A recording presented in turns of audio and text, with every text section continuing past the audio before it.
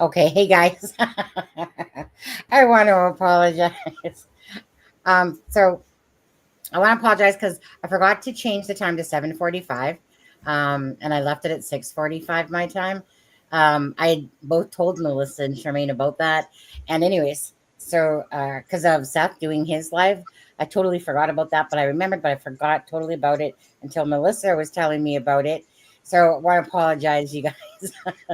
And then I ended up falling asleep till, well, it was time to get up.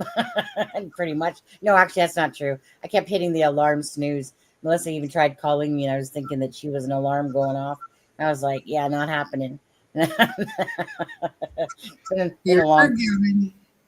A. Yeah, thank you. You're forgiven. Yeah. So Shit every now and happens. again, We I just have gotta those roll little. with it. I think we've Yeah. both done that to you, like recently, fallen asleep and just kind of. What'd you say, Shereen? I think we've both done that to you recently, That's her fallen Oh, payback. yes, asleep. that's true. Oh, actually, that's true. Charmaine, I remember one live you were about to come on, and then you're like, "Yeah, I'm going back to bed." And Melissa there fell asleep during the entire thing that I wasn't even going to do a live for. Actually, Yeah. sometimes with Melissa too, it's like like yesterday. I was just exhausted. Like I was purely exhausted because I hadn't slept the night before really at all. And so, anyways, and so Melissa, like I'm doing it.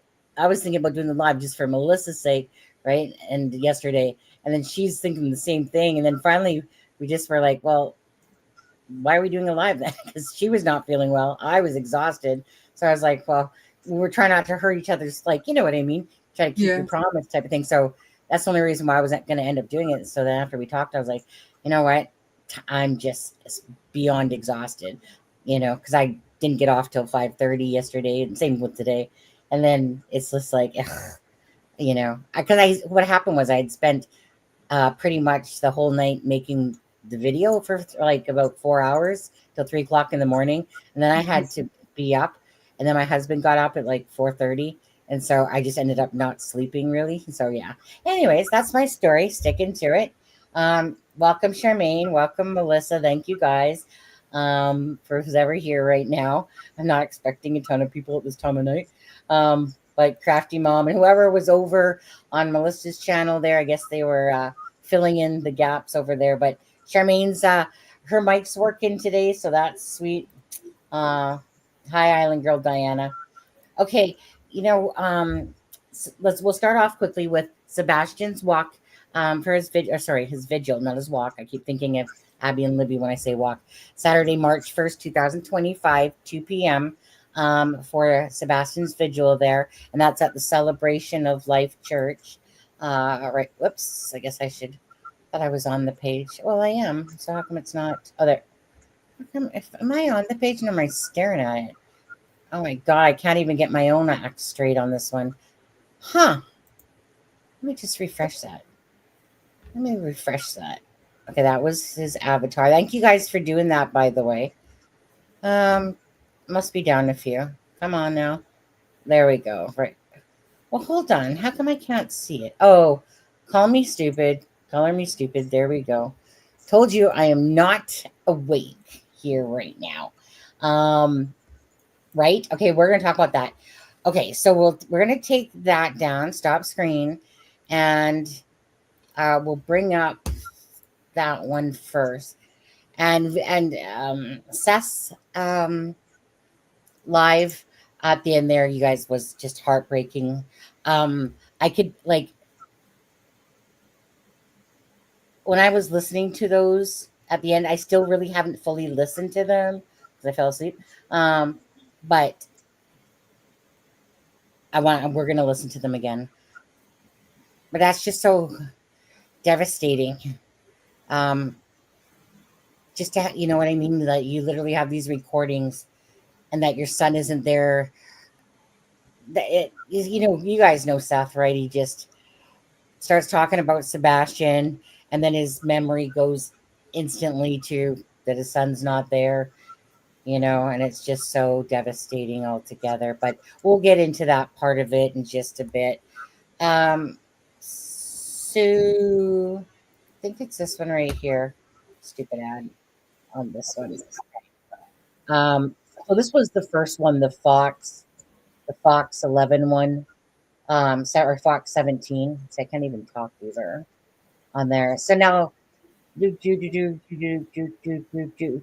gonna, you know what? Let's play this one because they're not long, and then we'll talk about this one, and then we'll get into the Christopher Proudfoot Katie one after that. So I'm just, let's see here. Last time I saw my son was when he went to bed.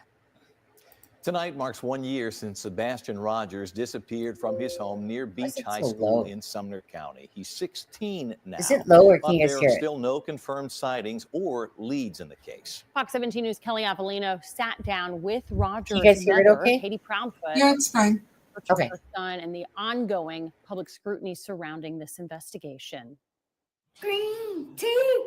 A voice and an exuberant smile that have been missing for a year that Sebastian Rogers has gone without his favorite things. Cats are the number one. He loves animals, almost all animals. Animals, video games, books, and any chance in the pool. He loves water. He swims like a fish. Sebastian also missed his birthday. December 7th. He would have. We'll stop at that one right there. December 7th, he would have.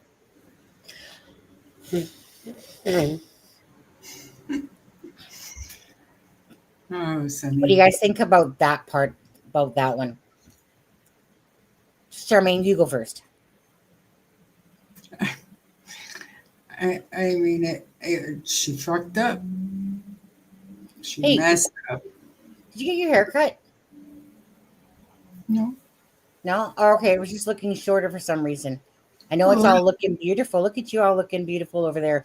Melissa's face, you can't see hers, so she's beautiful too. She's hiding. She's hiding behind Sebastian. But yeah, no. There she is. All right. Okay. We talked about this the other night.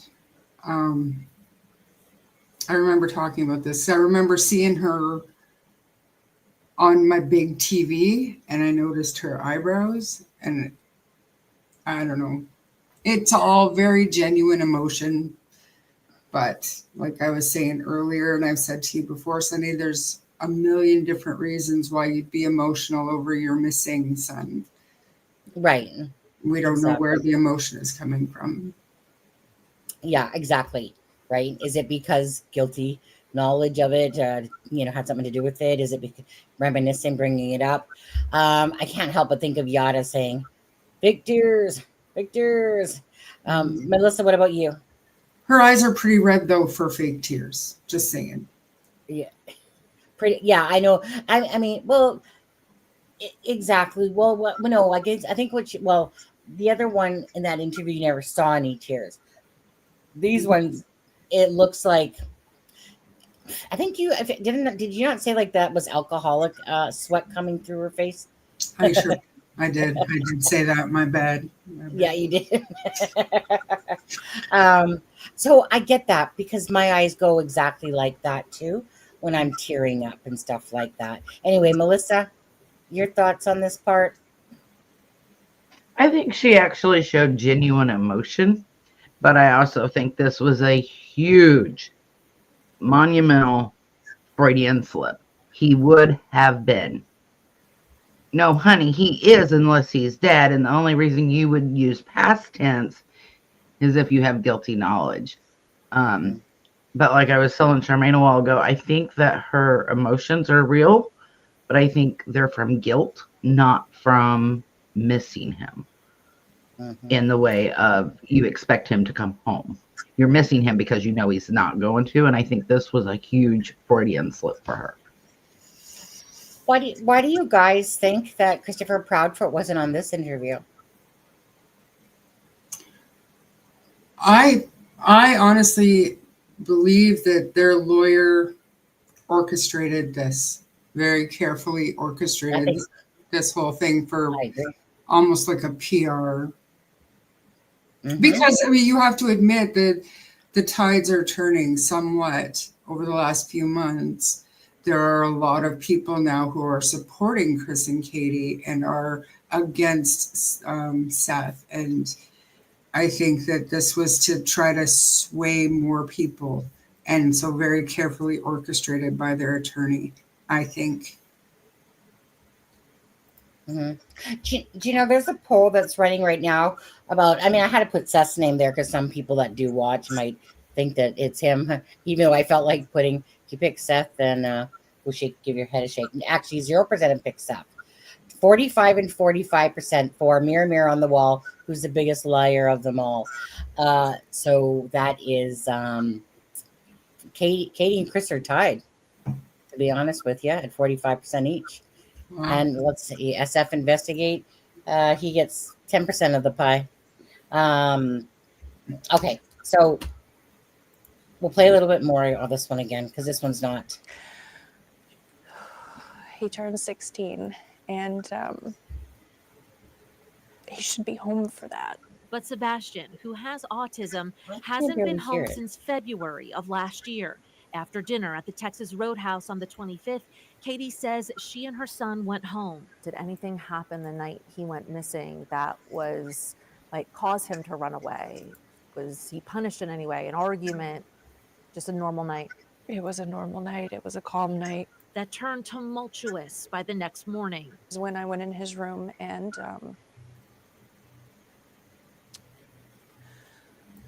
he wasn't there. He wasn't in his bed. Katie says she frantically searched the house and drove around the neighborhood at 6:30 a.m.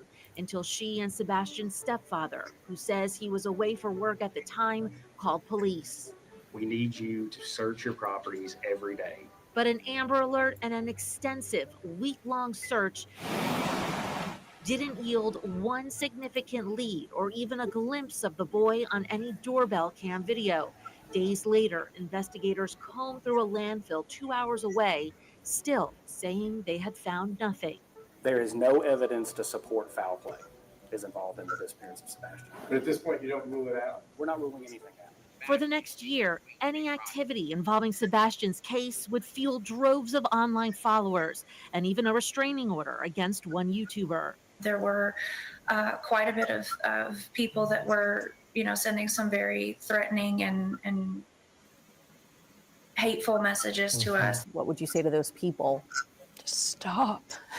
Fox 17 News sent the Sumner County Sheriff's Office, the lead agency in the investigation, a list of questions in anticipation of this story, including asking if there are any new leads, what kind of evidence detectives have vetted, and if investigators still believe there is no indication of foul play. Sheriff Eric Craddock responded in an email saying, "This is an active and ongoing investigation. We continue to work with our state and federal partners. We will continue to seek a resolution in this case." What do you believe happened to Sebastian?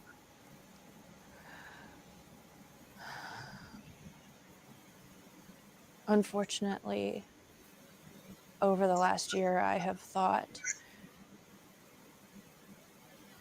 every single day, night, every moment of every possibility of something that could happen to him, where he could have gone, if he had gone with someone, if someone took him willingly, unwillingly, if he'd run away and got lost, if he'd a million different things. And unfortunately, I don't know. But Katie and a private investigator she retained believe this piece of surveillance video taken the night that Sebastian went missing could be a lead in the case. 1217, a couple 100 yards away, there's a figure. The Sumner County Sheriff said the video has no relevance to the case, but the Proudfoots aren't dismissing it until the identity of the person is confirmed by investigators. Unfortunately, any possible break in Sebastian's case has gone nowhere. No child goes poof. He's somewhere. Sebastian's father, Seth Rogers, has also endured a year without his son. Sebastian, son. Seth brought in a team offering their own reward of $347,000. That's on top of the FBI's $50,000 reward. Stop looking is to give up hope. hope that's still evident among volunteer searchers. I'm not going to stop. Missing signs and ribbons in Sebastian's favorite color. And God, right now we're seeking you to reveal the truth to us. Katie says detectives searching for that truth left no question unasked. Lie detectors. Yes. For yourself and my husband. Which Katie says they passed. We don't know what investigators say about the test, but Katie says they have searched her home. Thoroughly, many times. Cadavers, searchers. What do police tell you at this point? What do they think?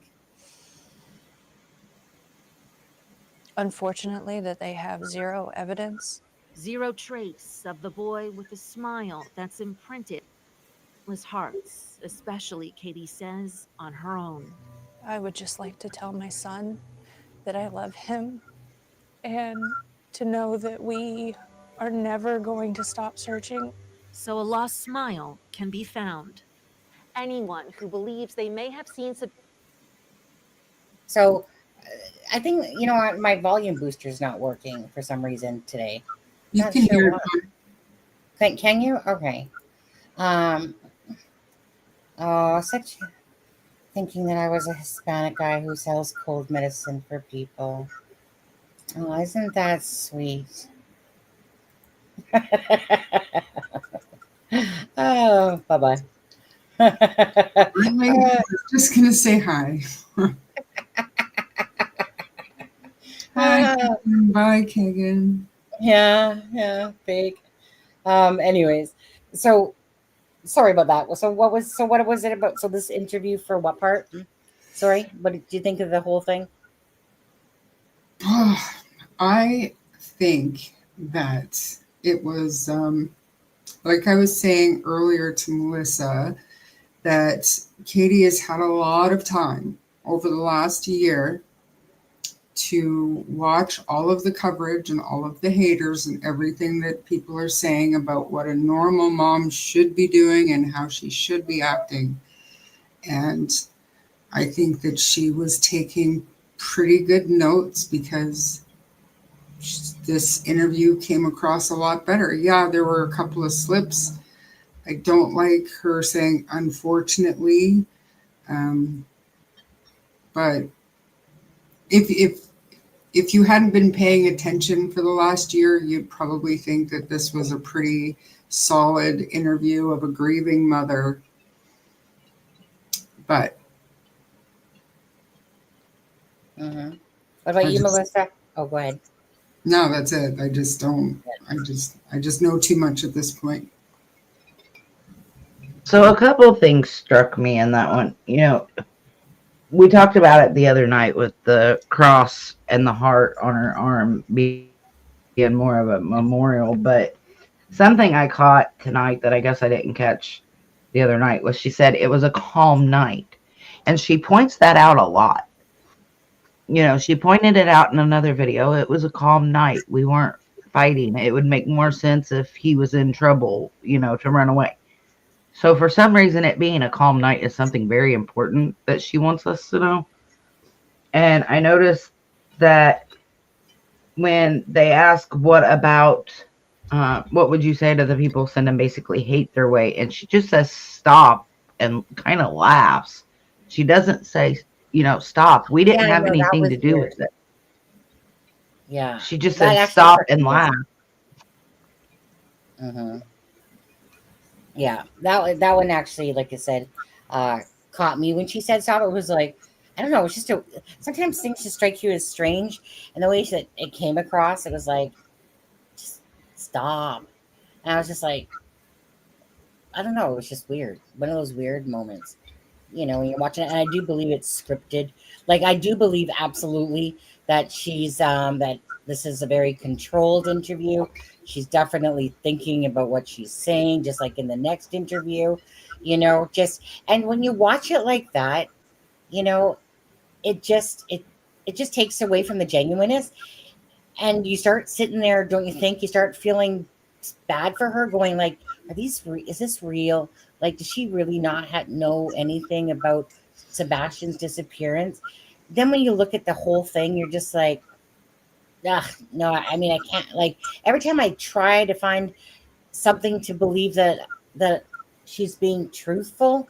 And, it's just her actions have not matched this and this interview after so long. It just doesn't match to me. And it doesn't match what other people like Seth and Yada, what they're saying about Katie's personality. It's just not matching to me. That's what I mean, too much at this point to see it through fresh eyes, I guess. Like we're too jaded with other information to see this for anything but what it actually is. And that's sad. But it's not like we're not trying, though. We're trying to give her the benefit of the doubt. Like we keep trying, but then we just shake our heads and go, no. You feel sorry for a minute, and then all of a sudden you're just like, well, let me just think of everything else. And yeah. And Sonny, you asked why she was alone in this one.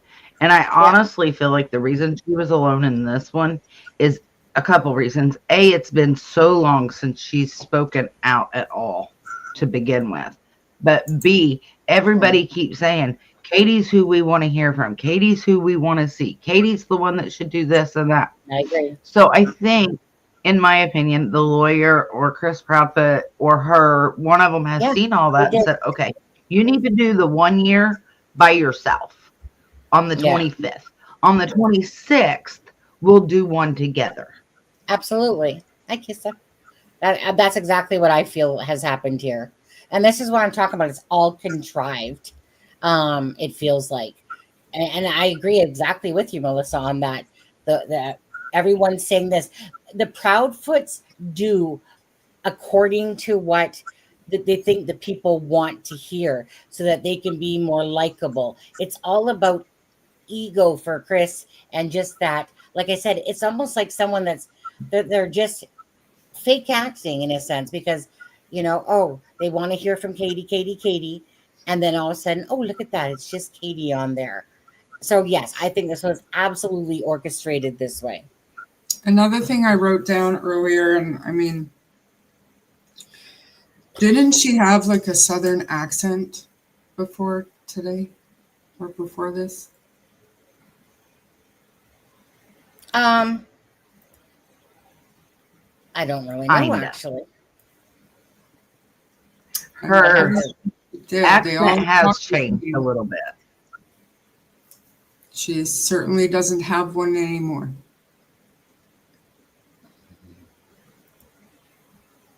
Like I took notes when I was watching. I probably watched that Chris and Katie one 4 times today. And I took notes because my memory is so shitty. And that was one of the things that I wrote down.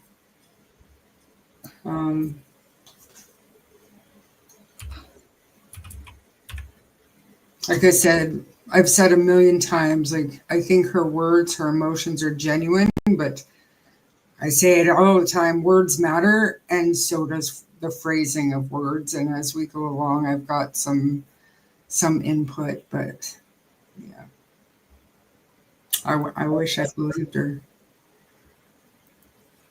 I'm just pissed because my voice master's not working properly. You sound fine. Your videos sound fine. Yeah. Okay. Just like when I was listening to it. I can hear. Okay. Hi, Anthony France. How are you? Okay, as long as you guys are hearing it good. For sure. Says new video. Okay. So 1 second here. Does this one go bigger? Today's letter is P for Pulegone.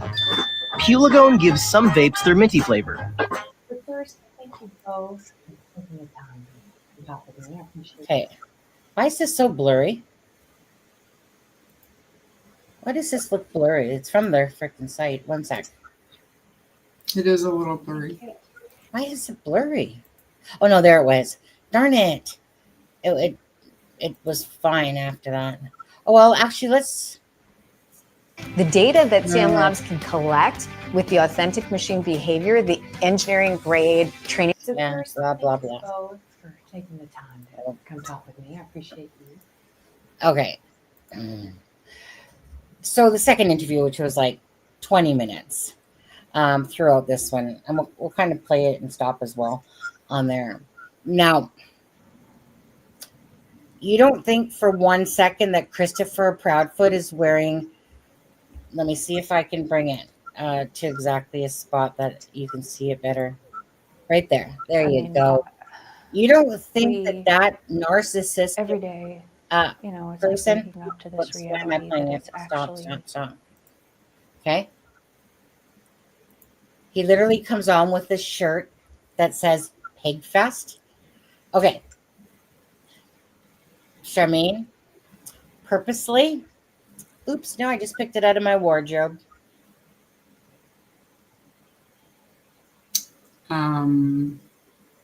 Is this something that he would call Sebastian, or is he part of the people that are calling Seth like names? Or I've heard him refer to women on some YouTube channels as pigs. Like, I'm not 100% sure who you think it's directed at, but I do think that it's very purposeful. I mean, you don't put on a pig shirt and not realize you're wearing a pig shirt. Yeah. Melissa? I don't know. I'm with Charmaine. I don't know who it was directed at, and normally I wouldn't comment on somebody's clothing, but this choice of outfit definitely made me go, what, really? That's what you chose to wear? You couldn't wear a green shirt or a blue shirt, or neither one of you could wear green in honor of Sebastian. You chose a shirt that says Pig Fest. Was that directed at the cops? Was that directed, who was that directed at? You know, like, to me personally, this is absolutely him wearing this on purpose. Why? Because he's a flipping narcissist, just like SF Investigates is. They are two. This is purposeful. To wear this shirt, to me, to sit there, to all the people that are literally saying smack about them and all that, he's purposely wearing this shirt that basically have this shirt on that says Pig Face. And like I said, it's basically directed towards people, meaning whether it's creators, whether it's just whoever. It's directed to all those people in opposition of their narrative. And that's just him, to me, absolutely putting the shirt on for this interview because he's such a narcissistic dickhead to sit there and do those fucking games. Just a subliminal message to all of us. Absolutely. Yeah. It's not directed towards law enforcement. Nah. You kidding? If anything, he likes the law enforcement, really, because remember, they're always speaking to him and stuff like, nah. It's not directed towards law enforcement. This is directed towards everybody out there that pisses him off. That literally, creators, whoever, it doesn't matter. It's just his way of putting that message out there that he thinks is subtly, but yet people get the point, you know? He is a clown. He's a joke, actually. He honestly, thank you for cutting your hair, Christopher, right before your interview, of course. You're right as well. They can't be asked to wear Sebastian's favorite color or anything like that. You know, like look at Seth, walks around all day long with his son's shirt on. You know, have you seen, like you saw him on this live, right? Have you seen me, Sebastian Rogers, blah, blah, blah. This is exactly what I'm talking about. Every time I take him, he's just a pig. That shoot, you know, this, he might be trying to send a message, a subliminal message. He's a pig. SF Investigates, you're a pig. Katie Proudfoot, I'll resist. You're a piglet. Just kidding. But anyways. So but he went and got his hair cut and got all gussied up. But she, who gets her nails done because they're fake, couldn't go get them fixed. And maybe, I don't know, wear green nail polish or something. You know this interview's coming up. Why are you not somehow incorporating a green hat, a green shirt, green nails? A picture. Hell, I don't know. Dye your hair green at this point. Where's the picture of your son? Anything. Yeah, exactly. And right, I'm sure that there's a pig fest, hence why the shirt's there. There's a pig fest. But dickhead here, that he put on that shirt purposefully. Purposefully. Christopher's always thinking he's smarter than everybody else in the room. Now, of course, they got their lawyer, because everybody needs to have a lawyer, right, guys? Whenever you're looking for your child, trying to talk about your child, usually everyone that's innocent has a lawyer sitting right beside them, typically during interviews. Not 100%. Yeah. My lawyer's sitting right here. Absolutely. Okay, well, let's play a little bit of it. This little piggy went to the market. The other little piggy stayed home and I struggle to put words to how it feels, honestly. struggle my ass. Oh, sorry, I was trying to play with the volume thing. The amount of ups and hold on, downs, hold on. the amount of... So tell me what 1 second, I want to ask you guys now. something. Here we are 1 year later. Okay, here. Okay. It's almost, what do you guys think of that look? That look instantly bugged me. Did it bug you guys? Not really. I think everything about Chris Proudfoot bugs you, but I think that they're trying to be, like I said, they've had plenty of time to listen to everybody and to take notes.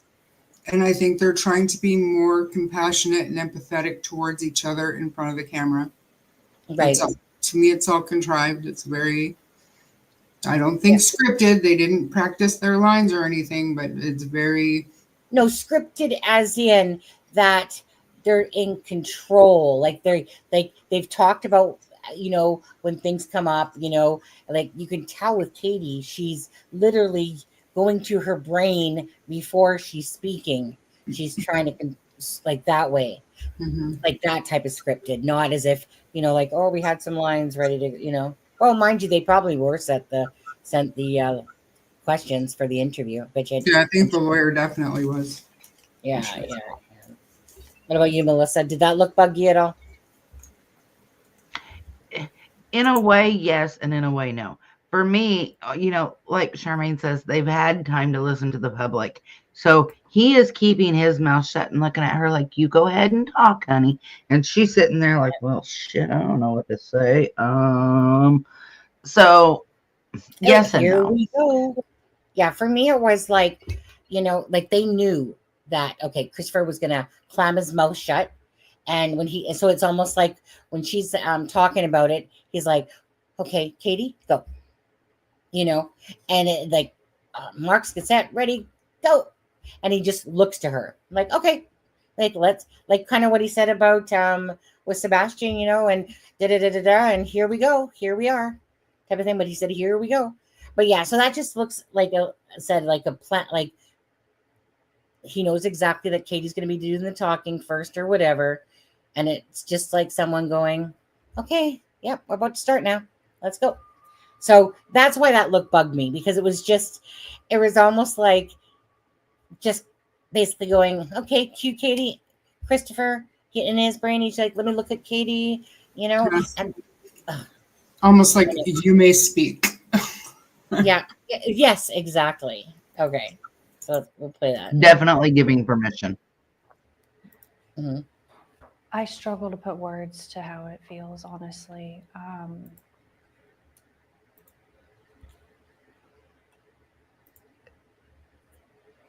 The amount of ups and downs, the amount of like possible leads that haven't panned out. We every day, it's like waking up to this reality that it's actually real. And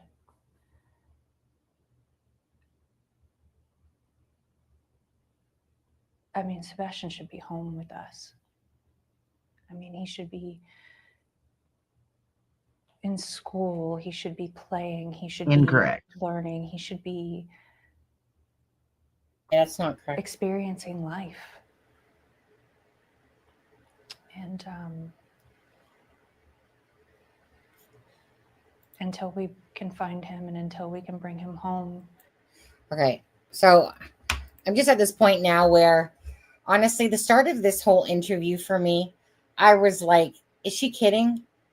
Like, it's literally, you're literally taking, someone's asking you a question, and it's just like, okay, let me carefully think about these words that I'm saying. I'm slowing my brain, like I'm slowing my talking down to the point that it came off as weird to me. You know, it's almost like she was asked a question, and it's kind of like, well, I mean, well, Sebastian, he should be home right now. And it just came off as strange to me, this first part of the interview, because to me, it was just totally what we're going to call scripted, that she's just really thinking about what she's going to say. And that's it's not coming off as natural at all. I agree, 100%. But what she's saying is not true either. Yeah, somewhere in this interview, when they ask what has something been like, and instead of saying, "Oh, it's been terrible," well, if she chooses the word horrific, I didn't like that one. Horrific, they're whatever. I can't relate, but that's probably the last word I would use to describe worry, heartbreak, terrible, terrifying, but horrific. Not so much. Yeah. This was just when I, like I said, when this came out, I just found it was awkward because I'm like, just sitting here going, spit it out. You know, it's kind of like in the Chronicles of Olivia interview where if you had something to say to Sebastian and she freaking tilts her head back and is like, and then it literally takes her a second. Like it literally takes her this tilting of her head back to come back and be like, say if you're out there, you know, just please, you know, like, you know, keep handing out flyers, whatever. Or Sebastian, you know, just please give us a call, whatever she said there, right? Right. This is what this reminds me of. Just as, like, she honestly made me yawn watching this, but I was literally actually getting irritated by just how long it was taking her to answer the question. And even then, it didn't seem like she was really answering the question. Yeah. It was just long-winded bunch of bibble babble is what it was to me. Same with you, Melissa? Well, in that clip, you know, she closes her eyes a lot before she thinks. Like, she just keeps them closed for an extended period of time, I feel. Looking down. And then when she does open them, she's no eye contact. She's just looking down. And I'm like you, what is up with these long pauses? Are you trying to figure out what you're going to say? Because what she said is, he should be at home with us. No, honey, he was going to move in with Seth at the end of the school year. He should be home with Seth. He would have been home with him, not you and Chris Proudfoot. Yeah. And something you said, Sunny, just about Chronicles of Olivia, that interview, did she actually, when she was asked, what would you say to Sebastian, did she actually talk to Sebastian? Because that was one of my notes from this interview. When she's asked, what would you like to say to your son? She never actually spoke to Sebastian. I would like to say, no, not really. Him to know, you know, she never looked at the camera because she says, I don't know if he left willingly, unwillingly, if he ran away and got lost. If she really thought that it was a possibility that he's gone because he wants to be gone, why wouldn't you look at the camera and say, Sebastian, come home. We love you. Yeah. Promise you're not in trouble. She never does that. She never talks to Sebastian. Right. She never tells Sebastian, come home. Yeah. It's never, you never get this genuine feeling, you know. I think like a lot of us do, we're putting ourselves in her shoes. And if that interviewer was asking us that question, what we would say back. I'm pretty sure, unless like most of us would not hesitate to answer right away, probably I'd be bawling as I'm saying it. Cause I know for sure I'd be like, you know, Matthew, mommy loves you so much. You know, please come back. Like, you know, like thinking come home, find a phone, call 911. Yeah, I love you so much, son. You know, you literally, like when Seth's talking, you literally connect with him because his emotions are true. I cannot connect with Katie because these are not emotions I deem as being real, is why.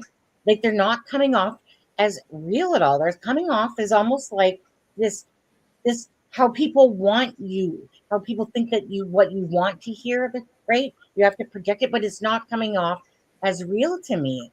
There's nothing about Katie's emotions. I don't give a shit if she's crying here or not. Wipe away those big ass crocodile tears to me, because there's nothing about what you've done or it had made me feel like I can connect with you. And it's not because I want to not or dislike Katie. That's not true. I truly want to believe that a mother would never want to have anything done to their child. And even if she did not, I don't feel a genuineness of a mother's love to a child coming through that screen. And I just deem it as insincere. That she's, some people are very emotional. I can't help but think what Seth said when he was talking about Katie and wanting to be at work and he looked after Sebastian. It was almost like to say that he was an inconvenience and she would rather be away at work. And I just can't keep feeling like that she doesn't have this motherly bond with Sebastian that she's trying to portray. Agree. I agree. I mean, but I think that she's also paying attention to the public because she is attempting to seem more genuine. And I go back and forth. Like, the night before this, I thought she was a little more genuine. And this one, I think she's full of crap and acting. I agree. I agree to that. If I would like the other one, I mean, honestly, though, the other one looked like she'd been baking in the sun all day and somebody threw water on her face.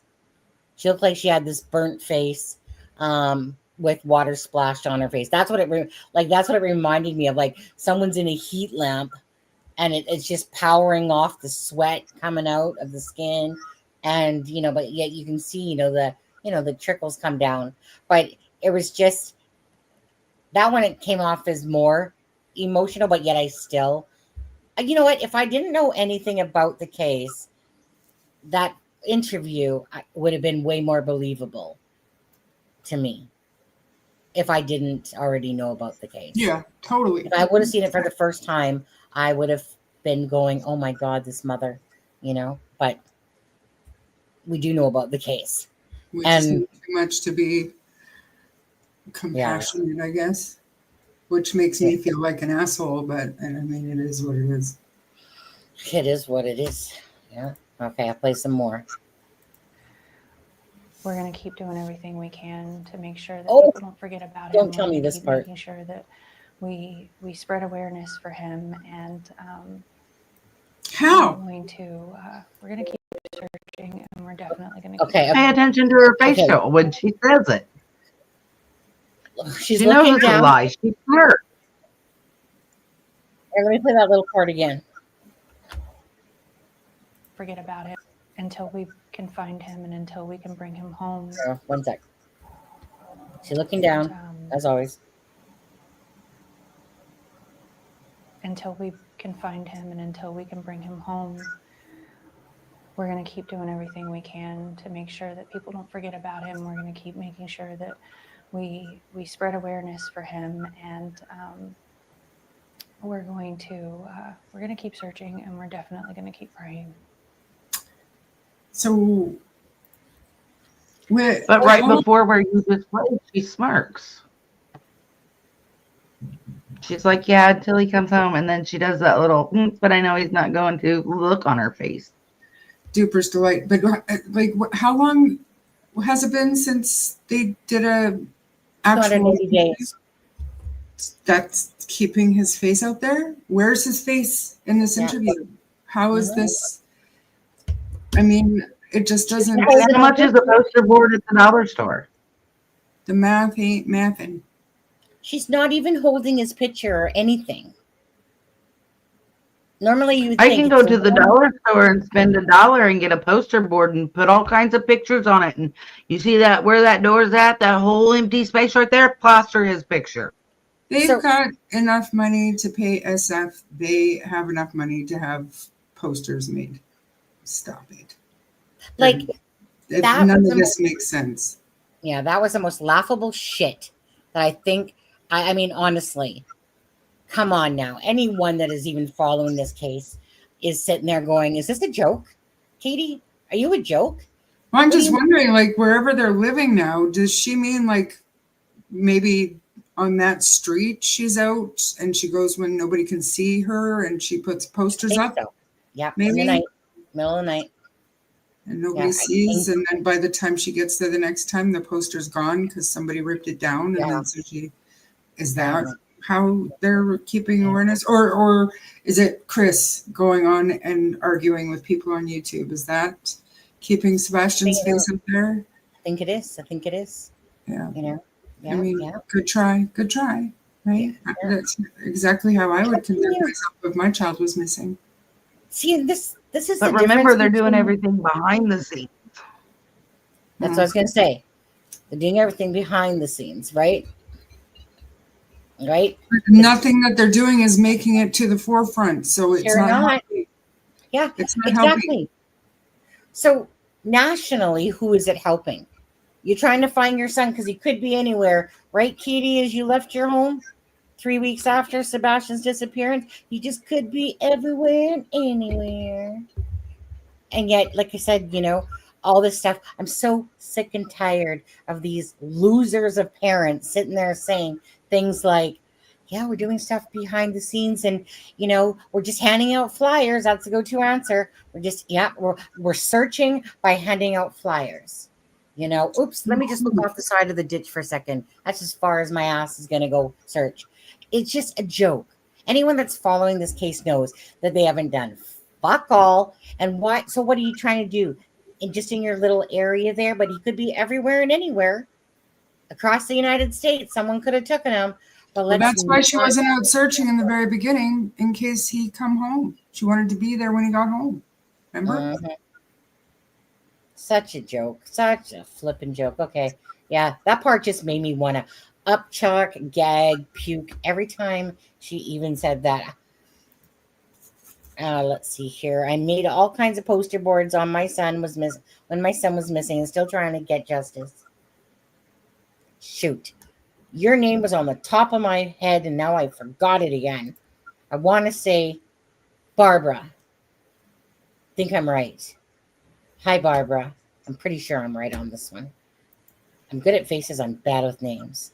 You do want to stay positive.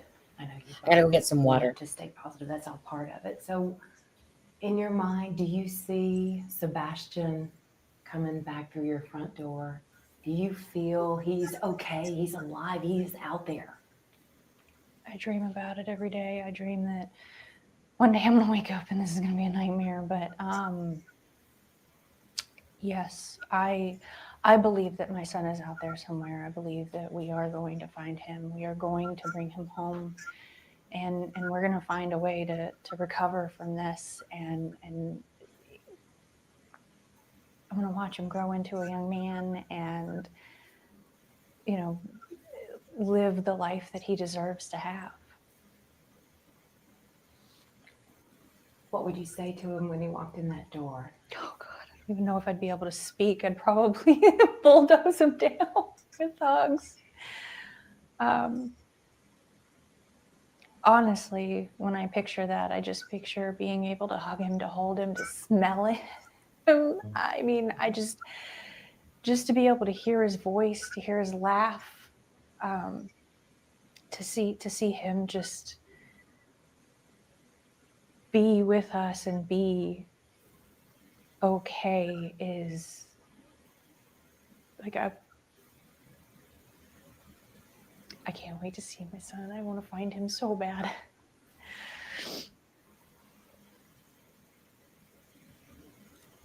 You think he's coming home, right? Okay. I'll let you guys take over for a minute from there just to talk about what you guys just heard. Hee hee. Hi, guys. I have to do something really quick. Charmaine.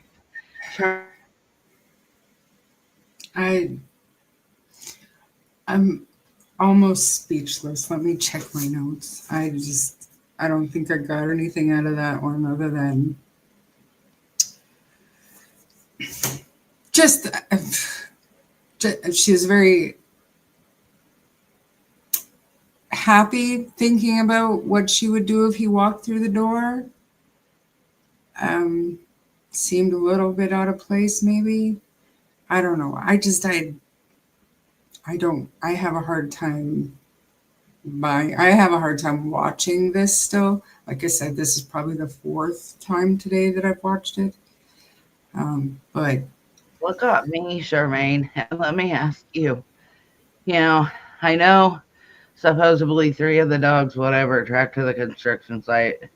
Supposedly that's debunked. But her choice of words were, if you come through the house, all right, guys, I'm having trouble breathing, so you gotta bear with me here. She would bulldoze him down with hugs. I think that is a pretty odd choice of words. I would smother him with kisses. I would, hug him so tight, never let go. But the word to bulldoze him down struck me as weird. What about you? I mean, I don't even know what to think about it, because it was like a lot of the things she says is very contradictory to, how do you say it? I guess she'll say, we're never going to stop looking, or we're not going to give up until we bring him home. I don't know. I don't know.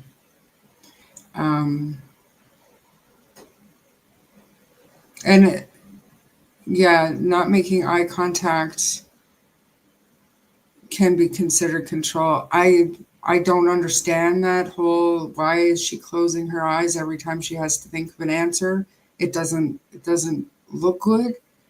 And then the exhale thing is definitely to control. I think to prepare for what she knows she needs to say next. I think it's very, like I said, orchestrated, but not in a way that it was rehearsed or scripted or anything like that. But I think orchestrated, and a year's worth of note taking and reflection and realization of what mothers who have missing children would say or act like or feel. It's hard for me to verbalize what I think about this interview, because you want to believe have you, Charmaine, his case, and you watch this, you would think, man, that poor woman. But yeah. Have you ever watched Dr. G Explains? The guy who goes over all the body language stuff? I have a lot. I'm not a real big follower of his. I watch the behavior panel religiously. Well, I know one thing that even I've heard the behavioral panel say is when they're asked a question and they close their eyes, it's because they don't want to see it's basically to get away from it, right? They don't want to remember what they've done for extended eye closes. He talked a lot about that in, I don't know, a Boone trial a while back, is that when you're asked a question and you close your eyes for an extended period of time and taking that deep breath and stuff, and that is just like, because you don't want to see it, you want to basically distance yourself from it. I forget exactly how he puts it, but it's something I see her do a lot of questions, and just about every question. Yeah. And we haven't got to it yet, but one thing she does in this one, when they ask her a question, she kind of takes a deep breath and looks up and rolls her eyes. And the question that was asked of her, that was severely inappropriate. So I have watched her this, I don't know how many times at this point, and she is not laughing as much like she used to, but her body language and her words do not match up. She gets very animated when she starts talking about Sebastian, like the things that he enjoys and stuff. She is doing genuine recall there. You know, I think that's the only truthful part of this entire interview coming up. But when Sunny gets back, I'm probably going to have to go. It's like 9:45, and I still have a couple of things to do. But yeah, and the biggest tell to me that this was orchestrated, probably in large part by their attorney, is the fact that Chris isn't talking. He doesn't say a whole lot. And even his words when he does speak just seems uneducated. And I think part of that is the lawyer telling him, hey, she needs to do the talking. You need to keep your trap shut. And I think part of it is, you know, like we said before, they're watching what the public is saying. So they're trying to turn trying to turn the tide a little bit more.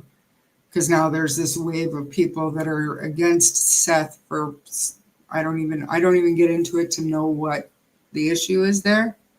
But now they're seeing this kind of wave happen, and I think they're just trying to ride it and get more people to sway over to their side, which there shouldn't be a side, people.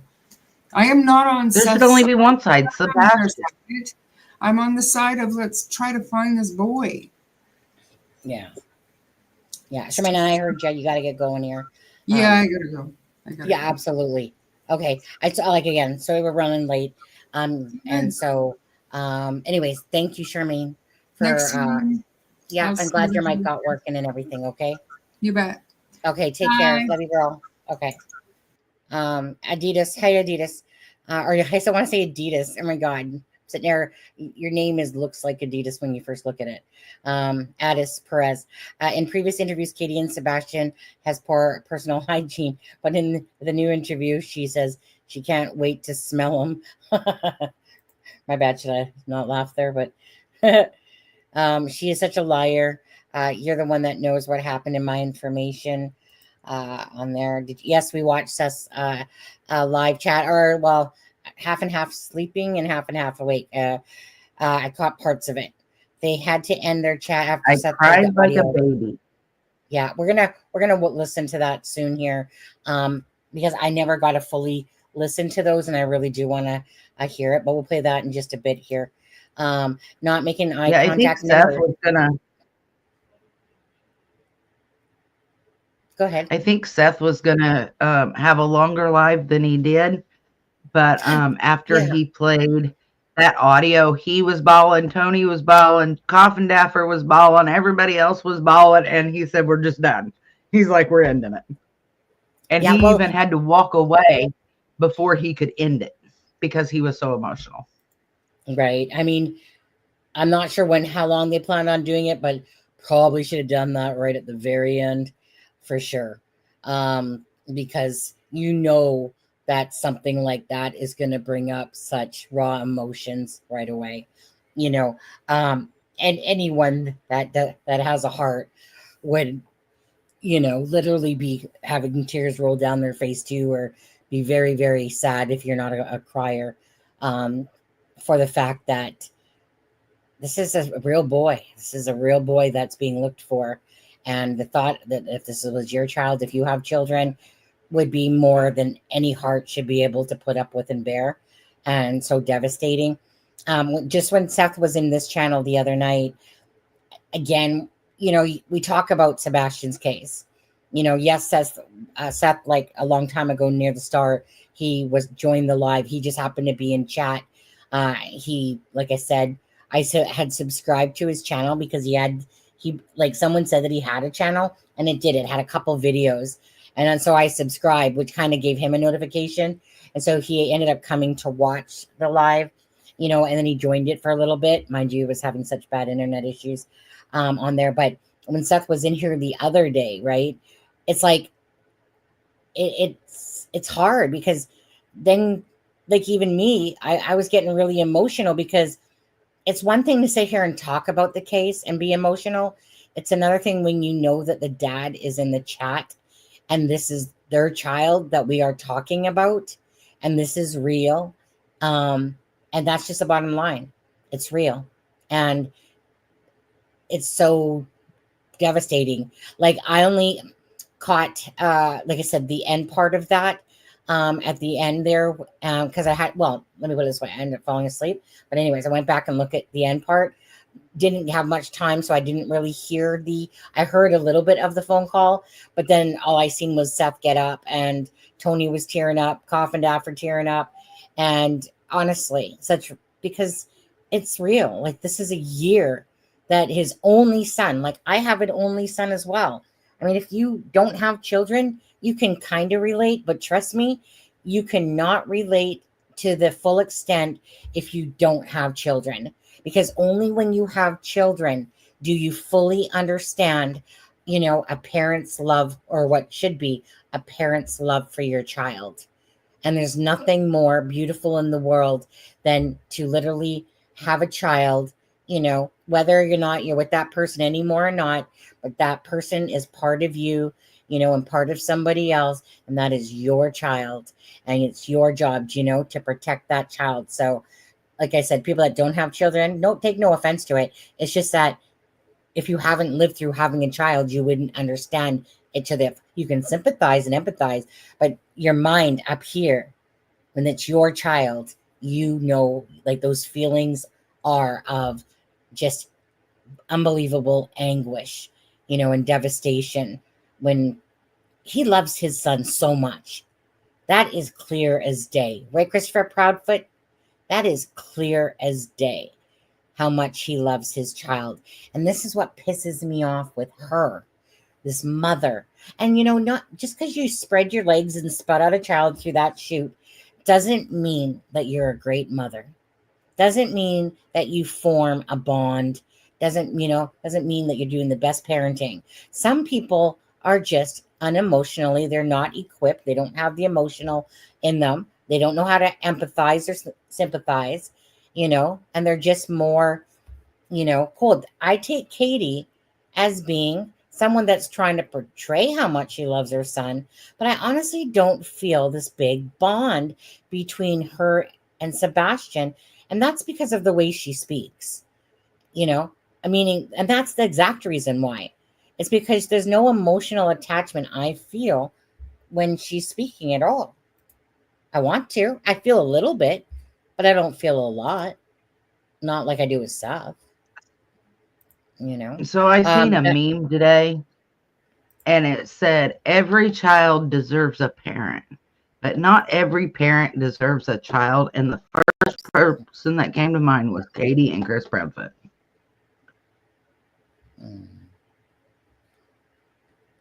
What was the last part you said there? Just the last part. It said, I don't know where it stopped.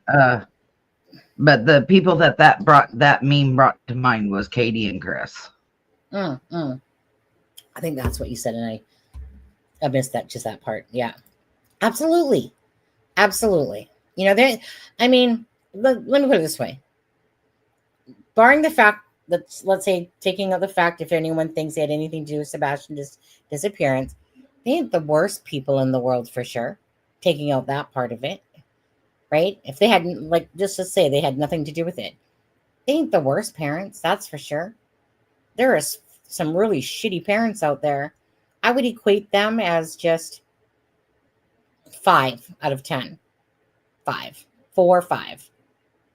You have to be pretty scummy as people, because I've seen some really horrific, documentaries and cases and stuff like that. They're not at the bottom of the barrel. But if they have something to do with Sebastian's disappearance, well, then they are just bottom of the barrel pieces of shit. But just in just judging them as if they didn't do anything. No, not in my world would be how I would be projecting me missing my child. Like I said, give me up for adoption if this is what you call caring. Keith, oh my God, Seth had to, I apologize. No parent should ever have to go through what Sebastian and Seth have been through. CPS and Katie failed Sebastian. A lot of things seem to have failed Sebastian here, to be honest. But we see this quite often in a lot of cases, and it's very heartbreaking. We saw it with Harmony Montgomery, just people not doing their jobs properly. And it's just, it's one of those things that comes down to lots of times laziness, and then just the effort. Like, I'm trying to think of the case. I think it was Harmony's when they were doing a checkup on her, but it wasn't like it was almost like somebody going up there with the paper going, yeah, just making sure that she's, good. Oh, you said she is? Perfect. Thank you. See you in about a month or so. Yeah, she was in the vehicle with a black eye. It was Harmony Montgomery. She was in the vehicle with a black eye. Dad said they were leaving. They couldn't talk. And the guy's like, okay. Yeah. Sorry, guys, because I'm so far behind, I'm just going to scroll down near the bottom here. Every child. Okay, hold on. I think there was somebody up there that said, I think it was no PJ tonight. No PJ night. I have lost 3 children to addiction. Really? I remember these specific times I got the calls, most everything from those days. Really? 3 children. That instantly when I think of that, like 3 children to addiction.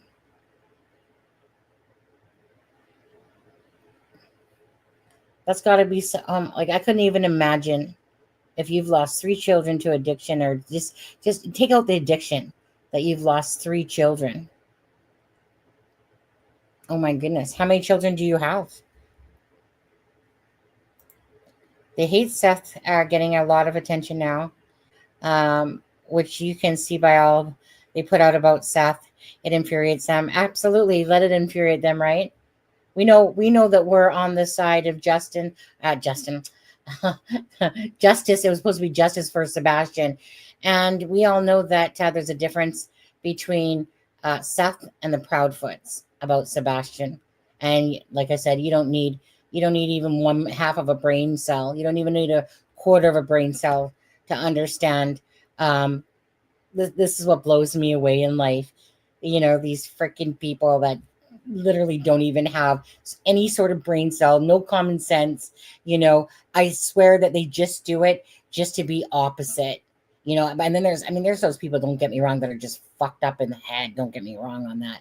But I swear these people just do it on purpose, just because they know it's for clicks and views and it gets them more money in their pocket.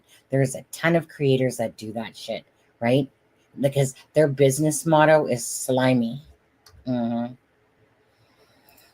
Yeah, 2 overdoses, 1 complications from alcoholism. Oh, I'm so sorry. And prayers go out to you. No PJ night. At first, when you look at that name, you don't want to say that. There's like nope night. Nope night. You have 8. Oh, wow. Can I ask you, without sounding rude, how many fathers to those 8? My twin has, don't get me wrong, my twin has 4 children, 3 different dads. The last 2 are the same dad.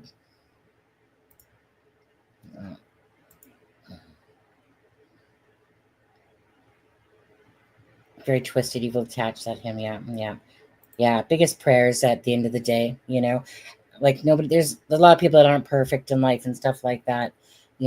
People have to experience stuff to sometimes become a better person, or whatever this case may be. But for me, my son is my everything. The thought of being in Seth's shoes, I don't want to ever be there. Don't want to know that feeling. Yeah. Yeah, that's right. 5 different dads. Yeah.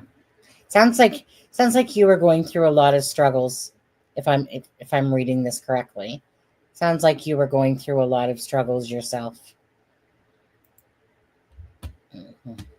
Anyways, prayers. I hope you're somewhat doing better and stuff like that. Okay, so let's play a little bit more, guys. Okay, because I do want to get to Sess. How would you describe We're already at 1:14. what you all have experienced this last year with so many unanswered questions still? It's horrific, to be honest with you.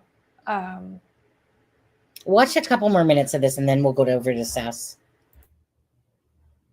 I don't know how to describe what it feels like to watch the news, to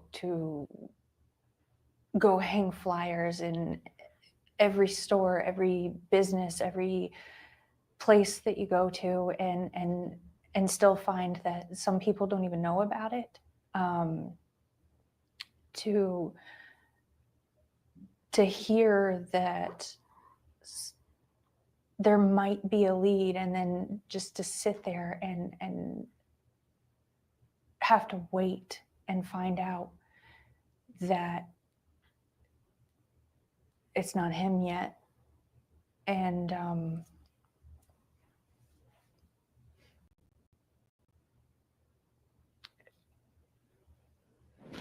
it's pure hell. I mean, there's nothing you can, there's no words, there's no way to put how this actually feels. And anybody that can, I don't see how.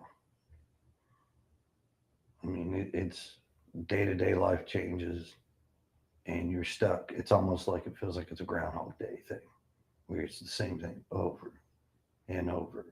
You wait and you hope a phone call may come in. You may get something, may get a lead. Turns out to be nothing. That's how it feels. That's a good part to stop it at. That's my mom. Well, my mom passed away 2015 of cancer. But that's her birthday, March 15th. She died February 15th. That just went by, but in 2015. So small world sometimes. If anyone doesn't cry during Seth's live chat with you, have no heart. And I imagine in his shoes, not getting help from the Proudfoots and having people blame him for his son's disappearance. Absolutely. Melissa, this part right here made me want to upchuck about 1,000 tacos.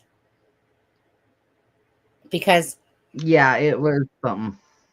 The reason for me, and then you can say, so the reason for me is because, well, first of all, we all know Christopher Proudfoot doesn't talk that soft, but here he's trying to act like has a lot of emotions. Okay.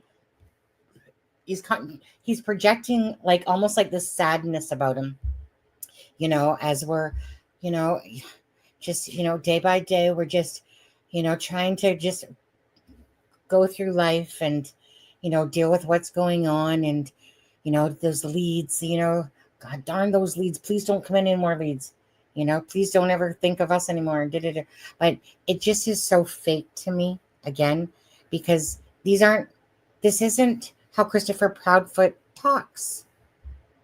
He's never portrayed this. And when he does try to portray this, like this is probably the most emotion that he's trying to portray to us, to me, this particular piece right here, than I've seen him in any other interview. What about you? Yeah, I mean, he's attempting to portray being emotional, but you brought up that she looked red, and you know what? He looks awful damn red to me too. And if you look around his eyes aren't red. That means he's had sunglasses on, most likely. Yes. So wherever they sit, they're out sitting in the sun, soaking up the sun, and getting what looks to be like a sunburn on both of them. Yeah. So exactly what is it you're out doing for, Sebastian, and it really ticked me off when she's like, I don't know. And she looks over at Christopher Prophet like, I forgot the script. Can you talk now? Like, they want to hear from me, but I don't want to talk. So go ahead. She does that. Shut up. She does that.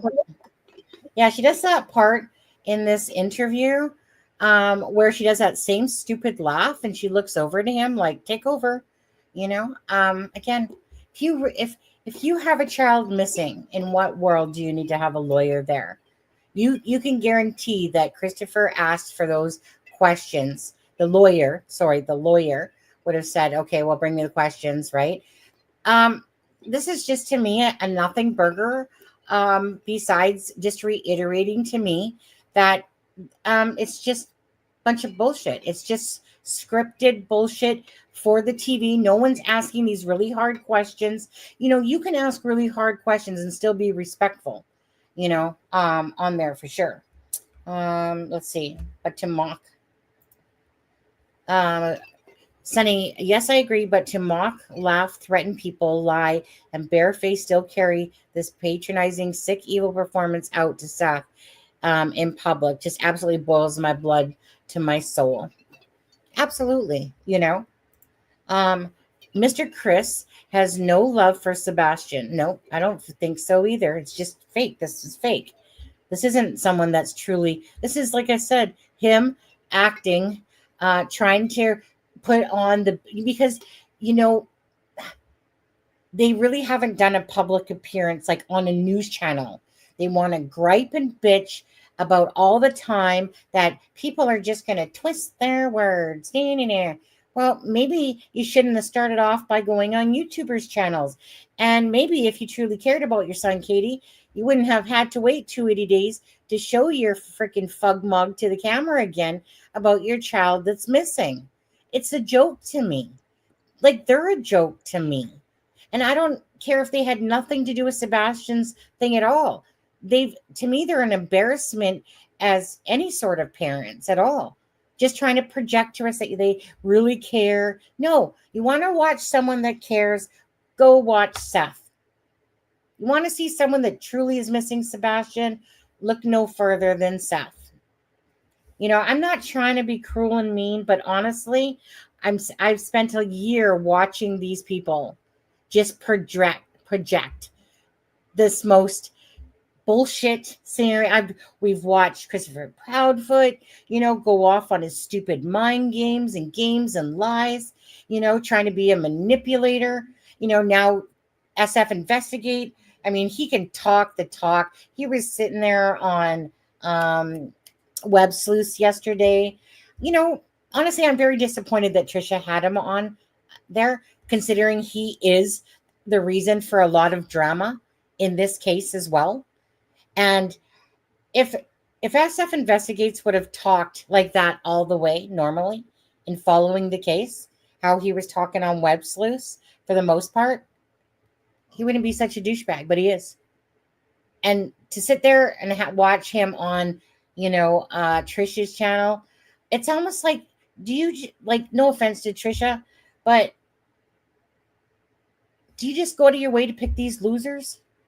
You know, sometimes, like, he didn't deserve a platform, but whatever. I mean, it's her channel, her thing, but you know, it was ridiculous watching FS Investigates. And if you guys don't know who he is, he's a Twitter loser on X there. You can call it whatever you like.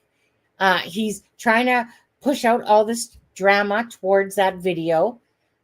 And then he's trying to always backtrack. He's another liar. Like I said, he's a narcissist just like this guy, you know? And it's an embarrassment to Sebastian's case. You know, that's pretty pathetic. Anyways. Anything to add to that? Mm-hmm. Maybe. Well, I was going to add something, but I done forgot what it. That's my fault because I started rambling because I get perturbed whenever I watch. I can't stand watching these two. They're just so fake. Like, there's nothing in my body that sits there. Every time I try to give her, not him, he's a douche. Every time I try to give her the benefit of the doubt, I just remember everything she hasn't done for her child. So she can have a cup of go fuck herself. That's how I feel about her. I'm being a little bit strong on that. I don't care. I spent a year, like I said, watching them with their bullshit, and it's sickening for your own child. And this is how you act. This is what you do. You can't even work with Seth. All the egos, all about money, eh, Christopher? He's such a liar. He's such a liar. Katie, shut the F up. You suck at being a parent. Sonny, I just don't trust these interviews because I wonder if they aren't working with LE to gain info, allegedly. I think it's an LE tactic and they're letting them dig it. Well, they could, you know what? They could very well be. So something happened to Sebastian. That's the bottom line. Under Katie's dime, Sebastian was actually assaulted under Katie's dime. There was, what's the second thing that happened? There was another one. I can't think of it off the top of my head. This is the third time something has happened under Katie's watch. Grandma. Grandma. That was it. Thank you. Grandma Pecoe there. Right? Okay. Let's take this down because I'm sick and tired of looking at their frog mugs. Anyways, bullshit to their interviews. You guys can call it, you know, see it how you guys see it. Oh, wait, I gotta show this again because that was my thumbnail. This is, remember the pictures that you had sent me? Look at Katie's eyes there. Yeah, I mean, that is, okay, that picture I took while she was talking about what she would say to Sebastian. That is the face she made. As she was laughing and rolling her eyes. Thing about Katie is if she's not looking down, she's looking up. It's every little bit. You guys noticed, obviously, right? Every little bit, she'll do direct eye contact. It is awkward watching somebody that is literally being asked a question and you know that they don't lack confidence. And they're just looking down every which way but loose. But she usually does. If you guys notice in the Nancy Grace interview, she kept looking off to the side. It's almost like she was looking at perhaps Christopher Proudfoot's phone sitting there or something. You know, she was kind of pretending like she was playing with Sebastian's picture. But if you guys notice, her eyes just kept going like to the one. I think it was, if I look, it was like, yeah, like this way. She kept looking. No, it's not left. It was right. But she kept looking all the time that way. And I kept going, what do you keep looking at? Like, it's almost like she looks for something. And it's just clear as day that this woman does not know how to make eye contact. And usually, to me, if you're a strong female like she is, she ain't no meerkat. Like me, I look people in the face all the time. First of all, it's out of respect, you know, to do that. But all she keeps doing is just looking down, and every now and again she does that.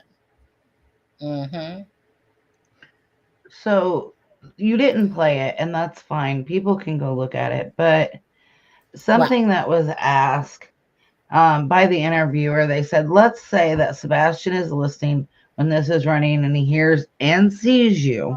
What would you want to say to him? That is when I'm pretty sure that is when she made this face. But she said, and this struck me as odd. You want to go to the timestamp? Yeah. Or do you want me just to say what she said? No, so the timestamp is 13:57.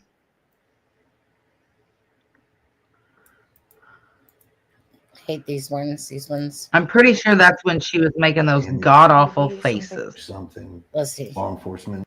What? We'll do it here.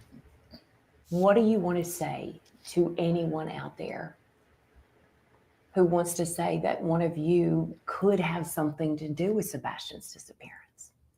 Hi, Gracie. I would say to pause and to think, and I would say to consider the sources of information. Try to make sure that you're getting legitimate information.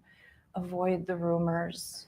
And I would say that I do have to stop. She's our information. I do have to stop it there. You know, try to get, what did you say, legitimate information? Christopher Proudfoot, did you or did you not lie about the polygraph test? Did you or did you not lie? Do you or do you not lie about things that you said about the best part of Sebastian's disappearance? But Honestly, laughable. Really. For these people I mean, leaving I free. laughed and yelled at my computer, Sonny, when she said that. I just looked at my computer and went, "You are our freaking information, you idiot." Yeah. Right? Right? Right, Cootie? Anyways, let's play that out. Okay.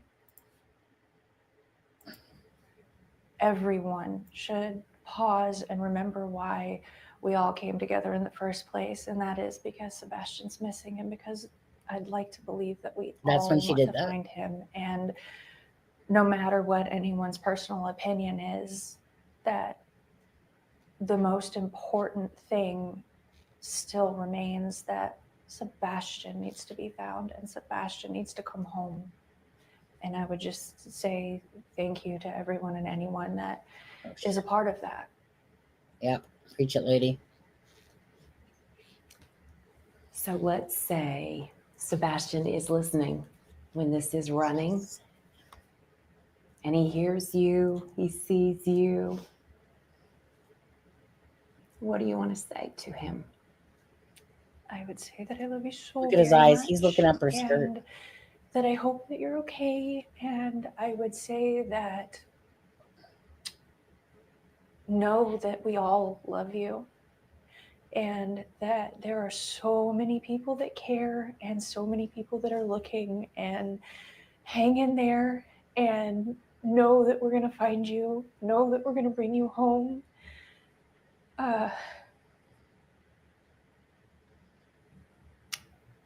Just, I miss him so much.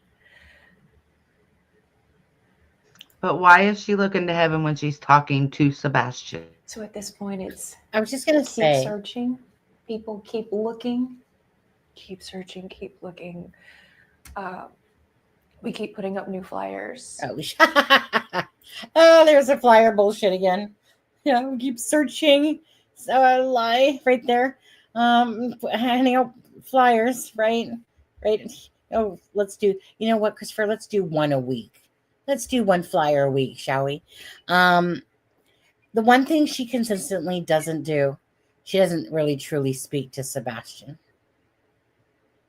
She just, thanks, Gracie.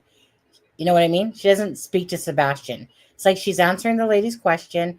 It's the same bullshit she keeps saying out of her mouth. No emotional connection there. You know, Sebastian. If you're watching this, please let Mommy loves you so much. Please, if anyone, you know what I mean. She never connects and talks about like Sebastian. See, get what I'm saying? Yeah, I mean, it's just like it's to me like her body language in that was she was talking to a dead person. When you talk to your mom, I'm sure you look up and you talk to her, right? When I talk to Nick, I kind of look up and I talk to him. They're I look gone. up to the sky. They are not here. Yeah. And she does that when she's talking about Sebastian. Yeah, I know. She keeps looking up. It's true. Because the thing is that there's certain things that people do, right? Like, first of all, when you don't believe what somebody's saying, sometimes you might unwillingly or not realizing it, roll your eyes. You just kind of roll your eyes. Or when you are trying to hide something, you tend to feel guilty if you're looking directly because you're lying. Internally that what you're saying is not the truth. So you tend to not look, right? You tend to divert your way you're looking. So when I'm talking to my mom, I do it all the time. I'm just like, hey, Mom. And I instantly look up without even thinking about it. It's just a natural thing that I do. And she keeps looking up, like you said. And she did use the word we, that Sebastian would have, Sebastian would have, could have, can't. But I still hope and pray that maybe we're reading this all wrong. Maybe we are so far off base in our thinking. We have to think like that, guys, because, right? I mean, we always have to keep thinking in our heads, is there another scenario? Are there other scenarios that we just have no knowledge of, that the police have no knowledge of?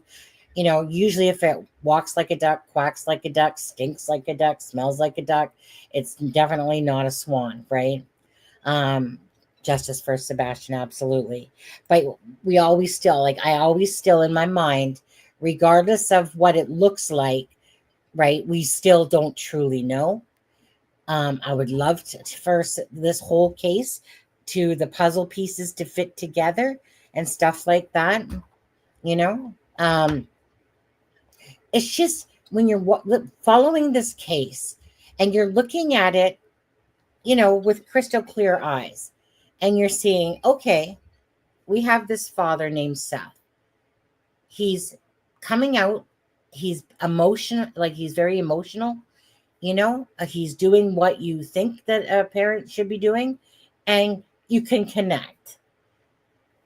When you're watching it from the Proudfoot side, you're seeing things being said, but what happened is that kind of like what me and Charmaine and me and Melissa have talked about, and probably you guys all over there as well, is that in the first interview, it didn't take too long for Christopher Proudfoot to take control. And it didn't take too long for basically Christopher Proudfoot to take control of pretty much most of the interviews, with very little of Katie speaking. On Smiley's World, Katie made the comment, like, I don't understand why people are upset because Christopher's talking for me, basically. That's pretty much what she said. And it's because from the outside looking in, you stupid ass, it's because you were the last one with Sebastian. You are the mother. How are we supposed to connect with Christopher Proudfoot, who wasn't even home at the time of Sebastian's disappearance? So everything we're hearing is third-hand information out of Christopher Proudfoot's mouth. Hence why possibly the story changed about that Christopher Proudfoot called when Katie was in the home versus while they were driving. Katie said it as they were driving. Christopher Proudfoot said it like he was in the home. Why is it that they're missing and adding to Sebastian, saying, why are they taking the posters down? Why did Katie leave home? Beside, you know what I mean? Like, she's making excuses for leaving her home 3 weeks after her own son's disappearance. Come on, Ninja Chick. You ain't that scared. You know, it's like I said, it's the stuff that we're watching and portraying as a mother. We're not seeing them search. You know, we were watching like Seth search. And you know what? Get a load of this shit. This is what pissed me off too, for all these freaking Proudfoot lover butthole kissers. Okay. Seth was out there searching. Seth is not a lightweight. Okay. You guys know, right? Seth has got a lot of love handles going on there. It's not easy for him to go from being in a jail cell type of thing to being a correctional to someone that's out there walking the mountains and the places without him sweating up a bunch, being sore, tired, and yet he was doing it. No offense, Seth, by the way, to that, okay? But anyways, but you know what I'm saying, right? I'm just being factual here. So here is somebody that's blood, sweat, and tears for their son. You know, he's, like I said, exhausted. I'm sure it's taking his toll. I know it did because of his arm and stuff like that. And yet, these people, the minute Seth stopped looking, they wanted, right? Like within a few weeks of Seth, because he hurt his arm and then he wasn't so much searching, he started, you know, and then it started becoming about going on people's interviews more. And, you know, because obviously he you know, can't really be out searching and stuff like that. I mean, you can only do so much, right? But anyways, and then all of a sudden these losers turned on, like basically to sit there and say that Seth hasn't searched in 2 weeks. Really? What the fuck did the Proudfoots do? What the, you know, so these Proudfoot lovers, grab yourself a fucking brain. Sorry to swear there, not really. And sit there and say that, you know, Seth hasn't searched in a couple weeks. They didn't search. When did they search? They walked out their front door. They freaking, you know, looked over the curb maybe in a sense and go, oh, no, can't find Sebastian. Oh, let's go hand out some more flyers. let's go back in house and decide how we're going to hand out these these couple flyers this week. And yet these people preach around and try to hate on Seth. What pieces of shit are you that's how that's how you are as a person, that he can sit there and search for a couple months straight on. Proudfoots do shit all. They haven't shown us shit all how they've searched, okay? Besides that picture, that fake picture in a sense. When I say fake, I'm talking about where Christopher Proudfoot's like, well, why don't you search over there? Take a picture, snap. See, look at him looking for Sebastian about 5 feet off the road here. Huge difference. That made me puke. That people are literally putting him down when he was the only one truly searching.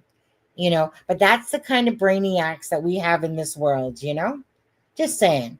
Anyways, tired of looking at this chick, this mother. So, Sonny. Yeah. So, a couple things on that note. I remembered what I was going to say a while ago. So, it's been said that they quit going and doing interviews because everybody was twisting their words. We're not twisting their words.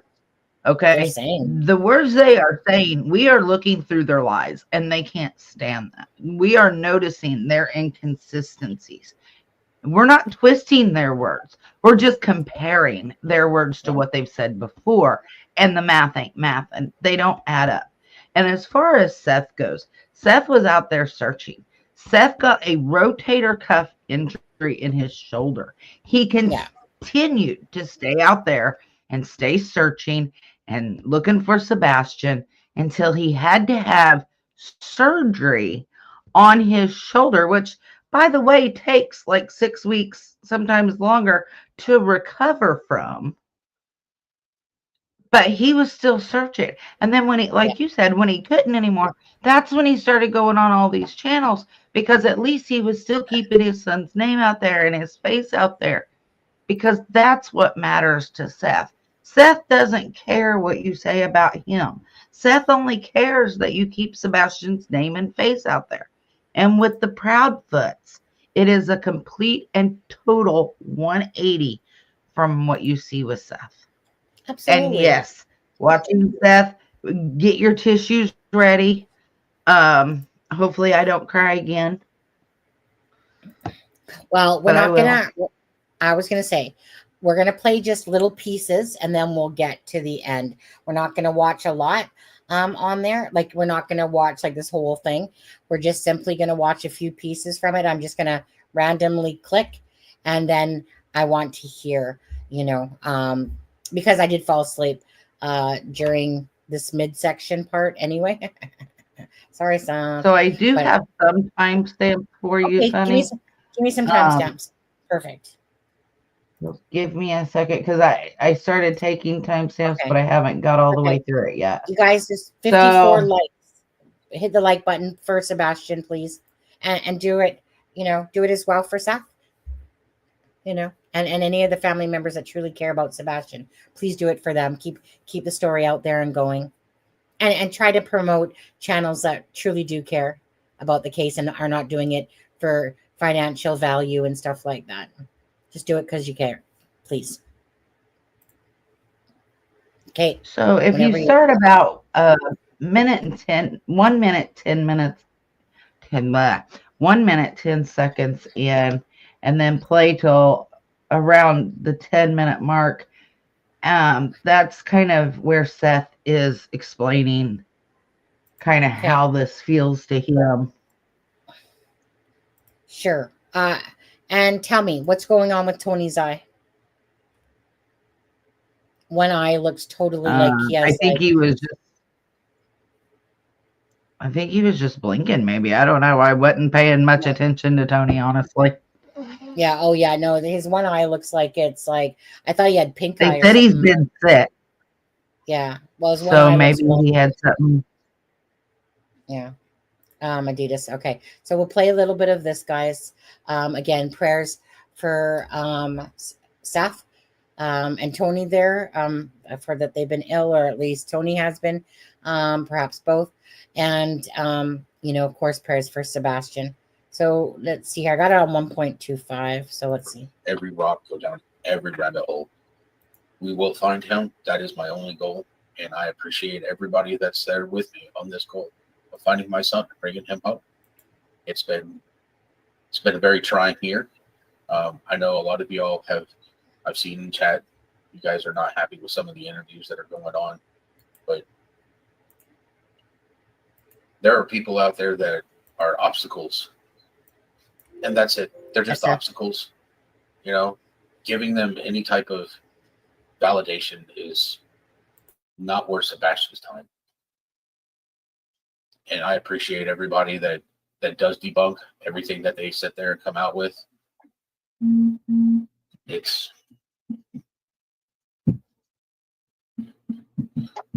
trying, very trying. Nobody really wants to sit there and understand what's going through my mind every day. It's when I do sleep, Sebastian's there. And when I wake up, he's not. Some people have been sitting there going that they hope that Sebastian haunts his mother. I'm not into that, because I had nothing to do with his disappearance. And every time I close my eyes, he's there. I wake up having conversations with him. I relive every moment that I spent with him every time I go to sleep. Oh my The goodness. fact is that whoever has him, if you're watching this, if you're seeing this, please just drop him off somewhere where there's a phone where he can go in. Good night. And tell him, please, my Thanks name is for joining us. Sebastian Rogers. I need you to call 911. It's the only thing. It's the only thing I care about is fighting for my son and bringing him home. Take a deep breath, buddy. I do have a special guest this evening. Some of you in chat have already guessed who it is. I'd like to bring up Jennifer Coffin-Daffin. Hi, everyone. Hey, Jen. Hi, Tony. Hi, Seth. Hello, Miss Jen. This is so, I can't even relate. And I know everybody in the audience that hasn't lost a child. And I know there's many in this audience that have lost a child. We can't imagine what you're going through, but we can see it, Seth, and all of us are going to continue to use our platforms to bring Sebastian front and center, and to hopefully someday he'll be found, and your pain will go away. I was talking to somebody earlier today, and he disappeared at 15. He's now 16, and it's like time stops. Time just stops. And if I found him tomorrow, it's trying to pack everything that I have missed doing for him for the last year, and then just playing catch up. Like, disappears at 15. He's 16 now. I haven't even taught him how to shave. When he would watch me in the bathroom when I shaved, and he was starting to grow a mustache, and he just didn't like it. He was like, I don't like my mustache. And it's like, well, I like mine. If you shave it, it's going to grow in thicker. Teaching him how to use facial cleansers and the little machine. Like, I have pictures because teenager started to get acne. So, it's just, I'm not done teaching him. And the fact is that somebody has my son, and they're stopping me from continuing to teach him. And just not done. I'm not done living my life, teaching him and enjoying my life next to him. At 15, I'm supposed to get 3 more years before he's, technically able to move out of the house. And now he's 16. Now we're down to 2 years. And it's like, I find him at 16. He would just probably have to stay at my house until he's 20 now, maybe 25. I don't know if I'm going to ever let him leave. Once I find him, like, I've always told him that he has a room at my house no matter what. But now I think it's more along the lines of, you're going to have to stay. You know, I build a house. He's just going to have a house wherever I'm at. You know, you want to move out? That's fine. We'll build another one right behind the house. That way I know where you're at. That way I know that he's safe. And right now, the worst thing in the world is not knowing if he's safe, not knowing that he's getting fed, not knowing that he's properly clothed, not knowing that he's getting the friendship that he deserves, being able to talk to somebody that understands him. And it's horrible because I don't know what he's going through. And watching her interviews just made me sick because it's about them. I'm going through hell. I know I am, but I also know where I'm at. People know where I am. If we don't know where he is my grace, and he has been my grace since he was born. And I just want to find him. Seth, it's definitely abundantly obvious. Her interviews make me sick. Is that what he said? That's what I heard. That is what he said. Watching her interviews made me sick because it's all about them. Yeah. Yep. And he's the father. And he knows exactly who Katie is and what she's about. He knows if this is just an act or if this is just, like how he's feeling. He's the pain that this man has felt. And I'm sorry, but let's go back to the GoFundMe and Christopher Proudfoot, that had started, like, in a sense, right? That's really where this, because disconnect come from right from the start. He was so pissed off, Christopher Proudfoot, which he said on Smiley's World. Okay, sorry, I don't like it when people correct me on stuff that's not true, and they sit there and they put another twist on it. Okay, so now he said on Smiley's World, when was asked about the GoFundMe, that was right near the start of this case. That was right within the first couple weeks, that Christopher Proudfoot sent basically said to Seth's sister, if you don't take down that GoFundMe, I'm going to basically throw a lawsuit at you, type of thing. Threatened her. Okay. There's a posting of that. Now, he cared so much about that GoFundMe instead of Sebastian Rogers. Why? Because he doesn't give a two flying fucks about Sebastian Rogers. And watching him portray that. So these interviews, Seth knows the truth about who these two people are more than any of us do.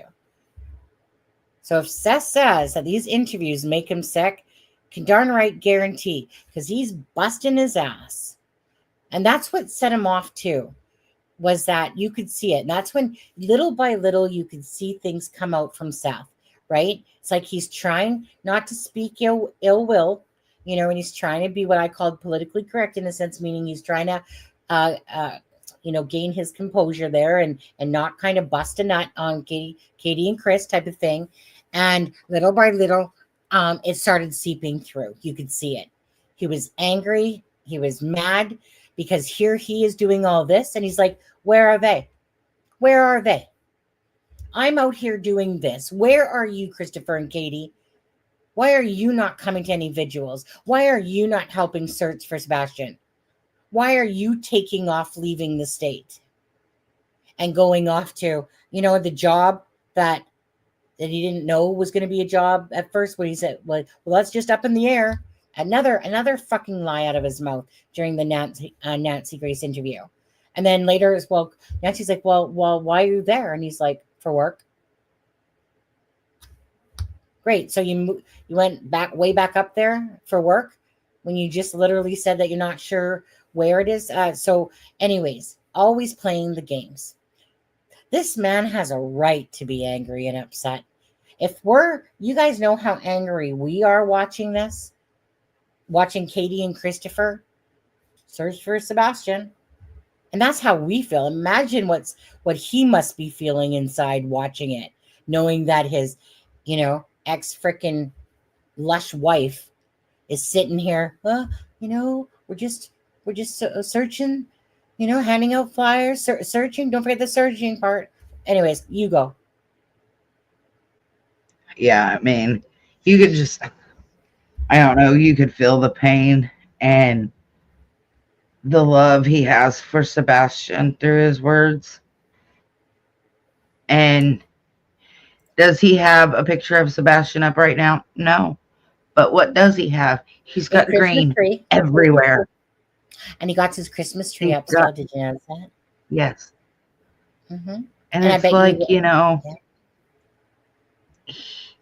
he is doing the same things we said that we wish we would have seen from the prophets. Okay, he doesn't have a picture. I get that. But he's got, his bubbles are green. His house is green. I mean, he has got green everywhere he can put green. Mm-hmm. And he makes it about Sebastian. In a little bit, he starts talking about memories of Sebastian. And I mean, even I caught myself laughing. And of course, I mean, it's a different type of laughter. Cute. Yeah. Mm-hmm. Yeah, exactly. Adidas. I was gonna say Adidas again. Addis. I just call you Adidas for short. Comes off my tongue so easy. But that's just the thing, right? I bet you any money that Chris and Katie were watching this, sitting back with fucking popcorn, popping it back. You know, I mean, obviously, you know, trying to lose weight there as they sit on the couch, being couch potatoes, looking for Sebastian on there. Sorry for the insult. Don't really care, actually, to be honest with you, because they pissed me off.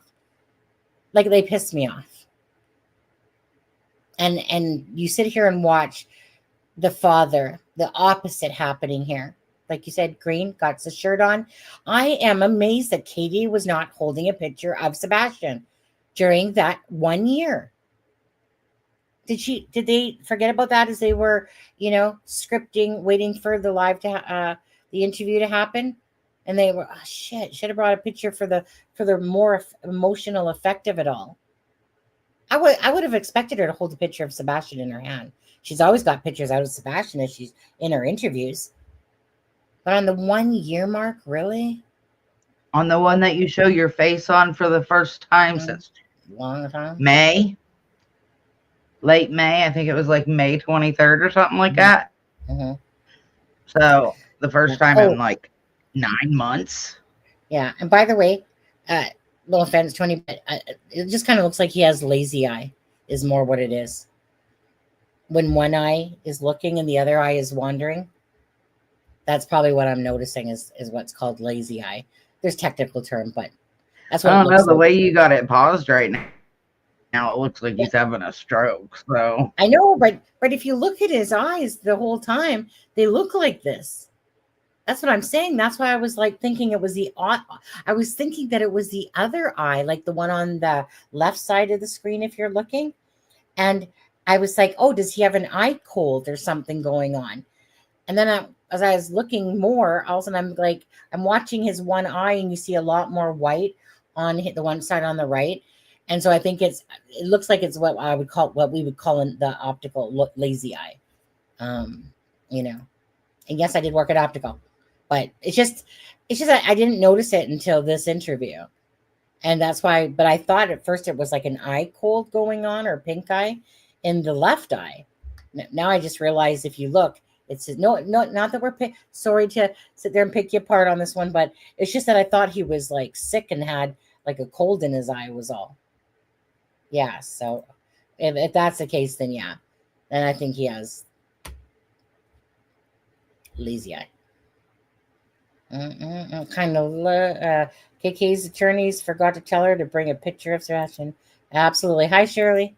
Okay, well, let's play a little bit more of this. And then when's the next timestamp? When do you want me to stop this? And then the next timestamp. Good night. Okay, so you're at 8:41. So let's see here. What do I have? At 9:06, he says something somewhat important to me anyway. Okay, well. And then I'm looking for another timestamp because then they just kind of you're off until like 13 or 14 minutes. So let me continue Yeah. reading and just let that play for a second. Yeah, because we're already at the 2-hour mark, and I only want to be on for another 15 minutes. Okay. So after this, after you get past this mark, once he says where he left it, skip to 54:22, and then Okay. Yeah. I'll give you another timestamp because those are important. Okay. Okay. And sorry, my bad. You said go to how long on this part? About another minute. Okay. Not quite a minute. Obvious to me and Jen and everybody else that's watching that when you have an innocent parent that truly doesn't know where their child is, it's hard to fight back the tears. It's not hard to produce a tear. And I think that your interviews are telling over and over and over again. It's never been about you. It's always been about your son. You know, I didn't know I could cry this much. I didn't know anybody could cry this much. And it's like every day I feel like maybe I'm cried out and I won't do it. But just I walk by his room, or I just see something that's his, and it's like I don't want to move it. Things need to stay where they were at when he left. So when he comes back, it's where he left it. And right there. Jen, I want to go to you for a minute. That's just heartbreaking. We've talked about that before, how he's left the computer on the kitchen table and on, I think it's the dining, what we call a coffee table. Coffee table. He's got, the magic cards and such, and he leaves them there. He's left his room the way it was after he put it back together, of course, because law enforcement tore it apart. But you can just see and feel the emotion from him. Yeah. And when you put him and Katie Proudfit or Chris Proudfit side by side, the only one I feel absolutely genuine, makes me feel it myself, is Seth. Absolutely. Yep. Okay. So next timestamp, we're going to go to the 54 mark. 54:22.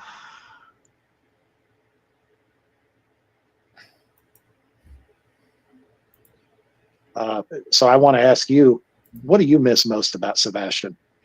Remember this, yeah. Everything. I miss him asking me questions. I miss him taking a shower until there's no more hot water. The bathroom is so steamed up, and then all of a sudden the water stops, and I'm like, well, how long is it going to be in the bathroom? I only have one bathroom. So, one bathroom, you need to hurry up. Because if I got to use the bathroom, you need to hurry up.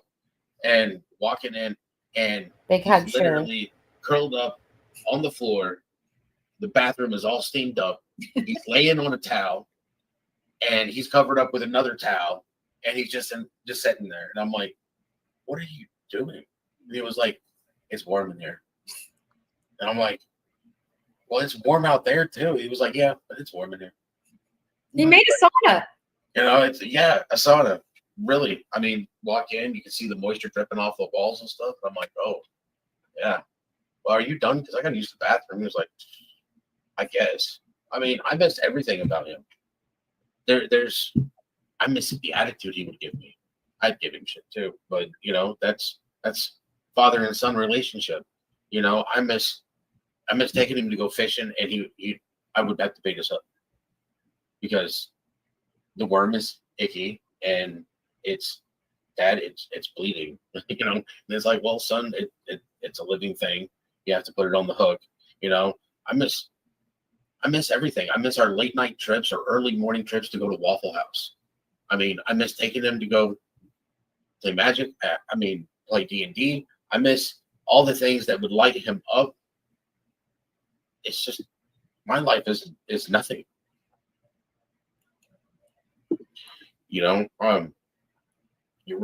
When you sit there and you're right, Tony. I only had him for 2 or 3 days. I didn't live. I worked. I worked until I got him on the weekends. When I got him on the weekends, that's when I got to live. One thing there. So Jennifer, it looks like she got herself some new glasses finally because she broke hers. I broke mine. I broke one of my pairs the other day. They're just cheap. Mine are just cheap dollar store ones, even though I have like a plan for $500 whatever on it. But anyways, brain fart. Oh, Seth. Okay. Seth has said this before, you guys. He said, I don't care what I got to do, but I need to see my son on my weekends. So he said, you know what? I work all the way up so that he can have his 3 days with his child, you know? And that's what he's kind of talking about here. It's like work, work till the time that I get my son. People are going to sit there and go part-time father, blah, blah, blah, blah, blah. Seth didn't limit it to that. But obviously he's a single income person. Okay, so for all those people out there, quit being so damn judgmental. My twin sister, she had such a hard time struggling as a single parent and she has 4 kids. But meaning there was a time when she had the 2, and I watched her struggle and stuff like that. Why? Because she had to work. She couldn't be sick. She couldn't do any of that stuff. Just like Seth, yeah.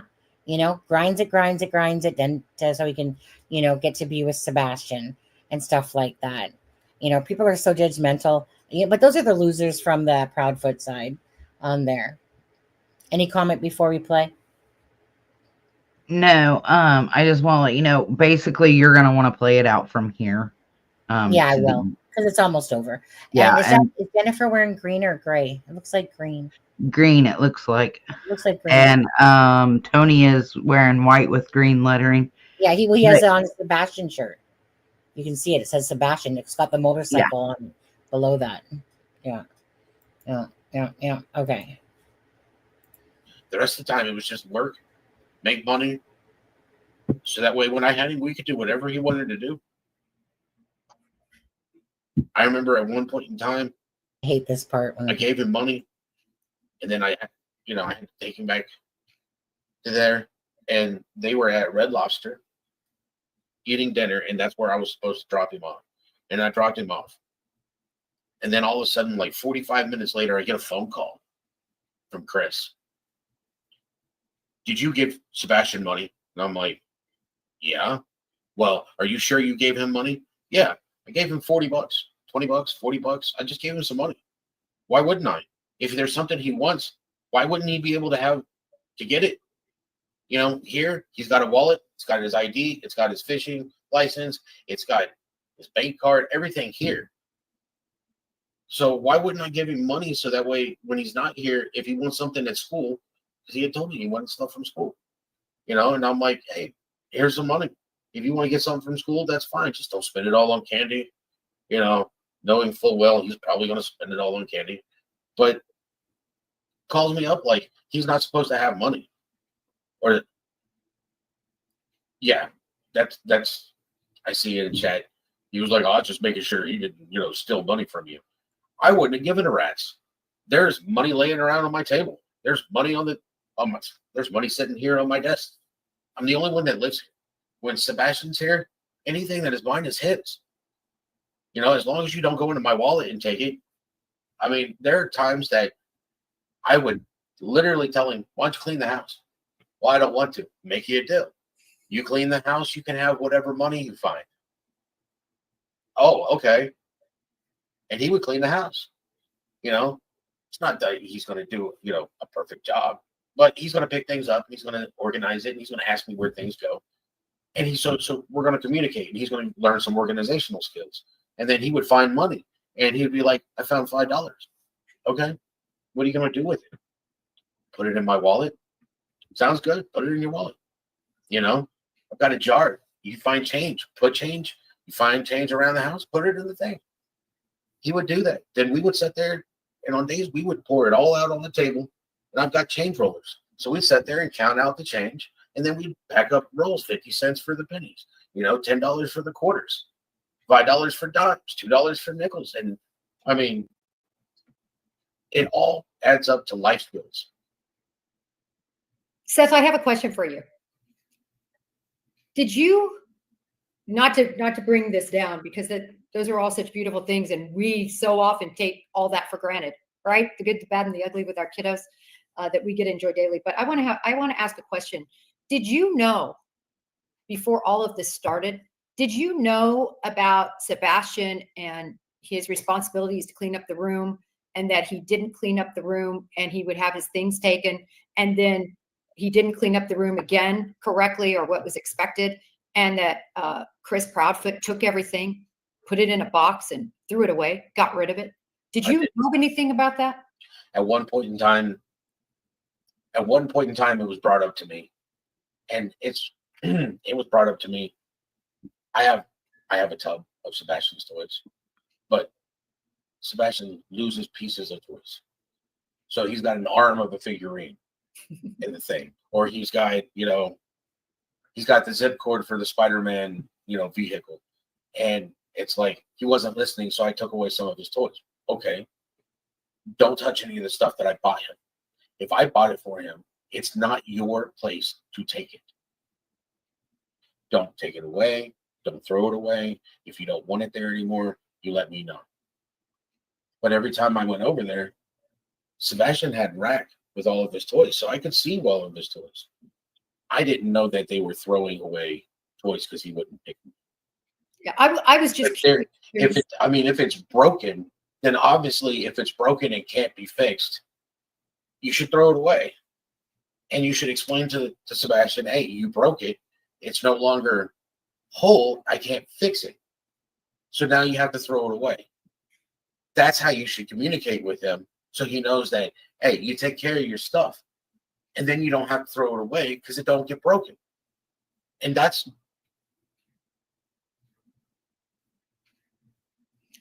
right. And I get it. Like, I mean, my mom, if I left my stuff on the floor, she'd pick it up and she'd take it, and I'd have to buy it back.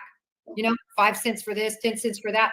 But no one, I had never heard of a parent, and I'm talking about what we know about Chris Proudfoot now, of throwing away a child's things as a punishment, because that is so invasive and so. It just means you don't own anything. It means you don't have anything, and therefore anything and everything can be taken away from you at any point in time for no reason at all. That is not how you build. That's not how you do structure for a child, whether they're autistic or not. Well, and it's permanent, right? It's permanent damage. The parent may not look at it as damage, but those are the prized possessions of that child. So, if they're put up or you got to buy them back, then it's a life lesson. But when they go out with the trash, it's permanent, and there's no coming back from that. And without being able to look at things through a child's eyes, I mean, it may seem like a plastic toy to a parent, but that may be something. This part I just do quickly want to talk about, because first of all, has it my mom or dad, stepdad, whatever, said, if you don't pick up those toys, I'm going to throw them all in the trash? Yes. Did they mean it? No. Christopher Proudfoot meant it. I keep thinking about a lot of things with Christopher Proudfoot and what he said that he had done, and honestly, this is exact reason why that with my own son, my one and only son, who's 28 now, is that I never wanted him to feel this type of cruelness of, that if you didn't, whether I'm going to throw it in the garbage, and then I actually kept my word and threw it in the garbage. Matthew, if you don't clean up your room, then you're not going to be able to use the computer tonight, the thing that you love most. So how fast did that room get cleaned? I never, ever wanted my son to ever feel threatened. Again, a child is never to be used, abused. They're not your slaves, and you treat them, with all the care and love in the world, knowing that you still have to teach them boundaries, and experiences of life, right? You have to know how to do these things, so when my son was cleaning out the litter box or doing laundry at age 13 and stuff like that, helping with the dishes, that's because these are the things that you need to teach your children to do. Okay. It's one of those things, like back in the day, it was like men play with horses, girls play with their little Barbie sets, and they play with their little kitchens and stuff like that. Almost like it's an expectation that the woman does this stuff and that the men, can go out and play and have fun and do this and do that, and not learn anything. I didn't want my son to be a useless tit. I wanted him to learn. Simple as that. When he's speaking of this, about the toys, exactly, Tony Mathis hit the, like that nail on the head for me, because that's exactly it. The damage and scarring that Sebastian, by having his cats be removed from the home, because Christopher Proudfoot has an allergy. Yeah, I'm allergic to shit too, but I still watch you, dude. But at the end of the day, it's like, I keep thinking about these instances of, to a child, this is everything. Just like if children see their parents fighting, it is very scary to a child. They don't know anything. Okay? They're just still growing up and learning and stuff like that. When you do stuff like this, like I said, to me, this is just cruel to sit there and say, if I have to come in this room, and then Christopher Proudfoot, braggadocious, so I would take his toys and I'd plunk them in the garbage. What do you think, Melissa? Because I just get boiled over when I think about this way that Sebastian was treated by Christopher Proudfoot and this corporal punishment type of bullshit. And Katie, has been with this loser, wife number 5, and has allowed this. Why? Again, we don't know Katie inside and out, but it says a lot that she, again, you are who your friends are. So obviously Katie approved of, this whole corporal punishment shit. So when my kids were little, they were like 5 or 6. I think they were 5 and 6 anyway. They were small.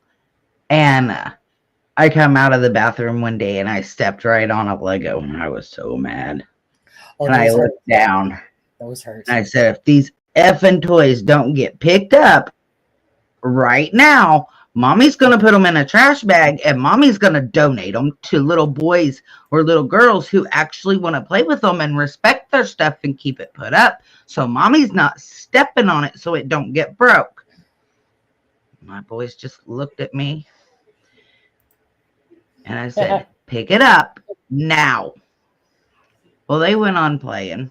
A couple hours later, I'll be damned if I didn't step on another Lego. Well, at that point, I'd had it. I was not stepping on any more Legos. They were going to take that shit to their room or it was going in a trash bag. So I got a trash bag and one by one, I picked up these little bitty Legos and I put it in this bag. And I told them, I said, if you want to keep them and you don't want them donated, you better come pick them up. Well, that really got them. They started picking like just handfuls of them at a time. Like the floor was covered. They really picked them up at that point. And it's like, okay. Got that fixed. So, stepped on Lego, they hurt like a bitch. Have I threatened to throw the stuff away or donate it? Yeah, I have. Did I somewhat go through with it by very slowly picking up one Lego at a time? And I mean, these are little Legos and I'm just barely picking up one at a time. I'm going super slow. And did it work? Yeah, it worked. But I never actually threw their stuff away. And, he's already lost his cat and his snake and basically his mom to this narcissistic person who hits on him. So, I really feel bad for it because that was not the right move. It's not right to throw their stuff away. I think every parent at one time or another has threatened to either throw something away or donate it. Whether or not we did it is a different story, but we've all made that threat.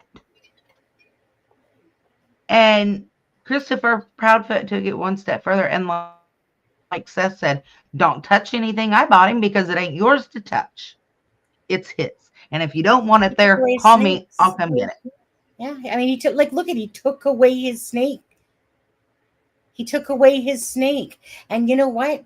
Like the snake person posted where remember the friend that they gave them all the snakes to came out and said as a post, basically has said that they never took Sebastian ever back there to go visit that snake. They didn't do anything. They never heard from them after that. Did I not You send know? you that post? You didn't. No. Okay, That so post, I'm gonna pull this up because I want to read it here in a minute. that post, you're talking about that. If you're talking about the snake post, that's the one that I got off of Sweetie Pie Lowe's live. Actually, if anything, did I not send it to you? Or maybe you came across it as well. But So I don't know if you sent it to me or what, but the guy who has the snake post a picture of Sebastian, the snake, and Christopher. And he said, I can confirm that we still have Sebastian's snake, Brownie, and she is well taken care of. I'm holding out hope to be able to return her to Sebastian. I feel like it's important to make it clear that there was never a conversation between Christopher Proudfoot and my husband about them getting the snake back. This is a business, and Christopher Proudfoot knew that. Many of his snakes would be listed to be sold, where my husband would be getting their profits. This also happened back in August. Not once was my husband asked to hold on to Sebastian's snake so that he could get him back someday. Not once. The only reason my husband knew that this snake was special to Sebastian is because he himself told him and my husband, well, why don't you keep this one? He said. Sebastian looked at Katie and she told him, no, never once have they reached out on Sebastian's behalf to visit or see or get a picture or an update at all. Exactly. Cold-hearted bitches, right? Proudfoots, right? So imagine what we know and what we don't know with Sebastian. What other things are in their closet? I wonder if we opened up Pandora's box, what other, evil might come out of that. And we don't, like I said, just knowing the things that we do.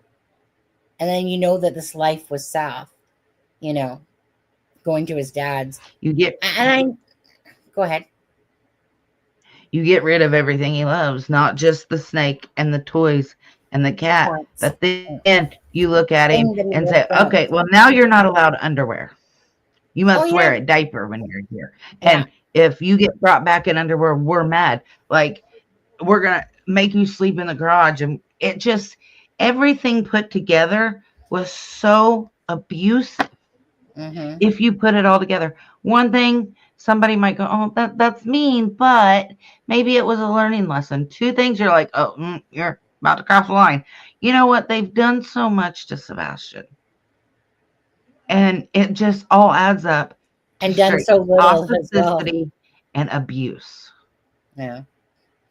And they've done so little as well to look for Sebastian. Don't buy it. These people are not searching. These people are barely handing out flyers. Maybe for show. Anyway, let me play it out, the rest of it. Thank you, Melissa. Something that is like Linus's blanket for a child that, he's not happy without. So it just seems awfully permanent. Yeah. Well, to me, it shows, this is quite simply where I was going with this. It shows lack of empathy. And when I see lack of empathy in a parent toward a child, it just opens up possibilities. I'll leave it at that. A lot of negative possibilities. Did he say a lot of negative possibilities? Yes. Okay. It was funny because I knew exactly that she was going to say that before she said it, because that's exactly it. Lack of empathy. When you, just like Katie to me, lack of empathy. Truly, I don't feel like it's a bonding moment, honestly. And when they try to portray, okay, you have to remember, you guys, this relationship was flopping and failing. Shocker, I know, to think that Christopher Proudfoot would be in a relationship where wife number 5 and that this relationship was holding. Remember, and Seth had said this, right? He couldn't deal with Katie and Sebastian and whatever and type of thing. And this is what still throws me off. Like, and this is where we could be wrong, people. We could be totally wrong on this, okay? Because it's still like everyone can say that it was because Katie didn't want to have Sebastian to go to Seth's house, but it does still, it still does make me ponder, because Sebastian was supposed to go live with Seth anyway in May. So in your wildest dreams, you're like, so why, obviously to a facility as well. But in my head, I'm like, hey, you're getting him out of your hair. There you go. Happy trails, lovebirds. If Sebastian's being this big headache, then you kind of wonder why, like, hey, he's going to live with Seth, so why would they even do something to Sebastian? Because they don't really have to, because there you go. But then by the same token, that Seth had talked about the facility, but so, like I said, I do always myself have to keep a very open mind. I hope you guys all do as well. Even though we can shit on the Proudfoots all we want, okay? You're more than happy to in this channel, because if it looks like shit and smells like shit, again, it usually is shit. And regardless if they had anything to do with Sebastian's disappearance or not, these are not two parents I would want. Fun fact, pancake breakfast day. Anyways, get your tissues. I know we're coming to it. All right, yeah. I'll just leave it there and then we'll talk again for a second. But let's hear Sebastian's voice. Okay. So this is the first time like me truly hearing this. Besides just this is so cool that you kept these. This one was May 16th, 2017. I don't know if you guys can hear this or not, so you have to let me know if you can. Seth, just needed to call up. Hold on.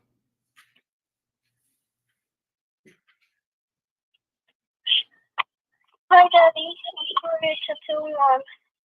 Please call. I love you. Bye.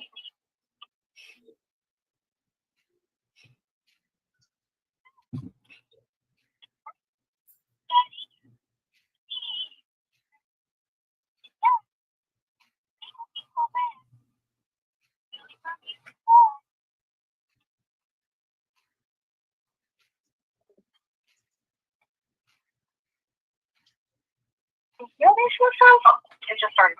Hi, Dad. I know they just finished family, but tomorrow's picture day. So could you send some decent clothes over to me so that I can wear the decent clothes and be handsome for my baby? So we don't have decent clothes? Mom, do you let me wear whatever I want to wear for picture day? Oh, clothes for picture day. Mom, okay. I need to have decent clothes. I know this stuff. Will you please send decent clothes?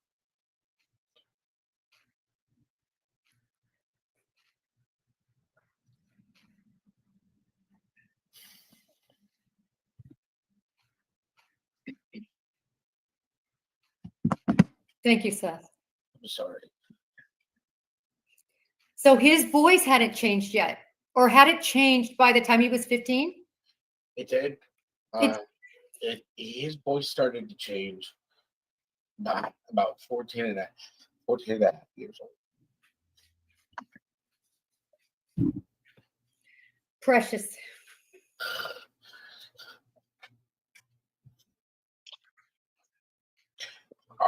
I can't do this anymore. Bye, Steph. Thank you. Thanks for sharing your heart. Thank you, Tim. Thanks for sharing his voice. I'm sorry, Steph. I just gotta find you. I gotta find you.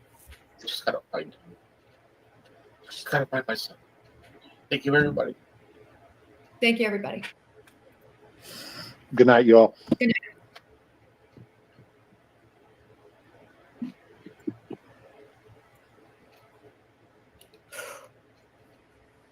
Shit. I'm crying again.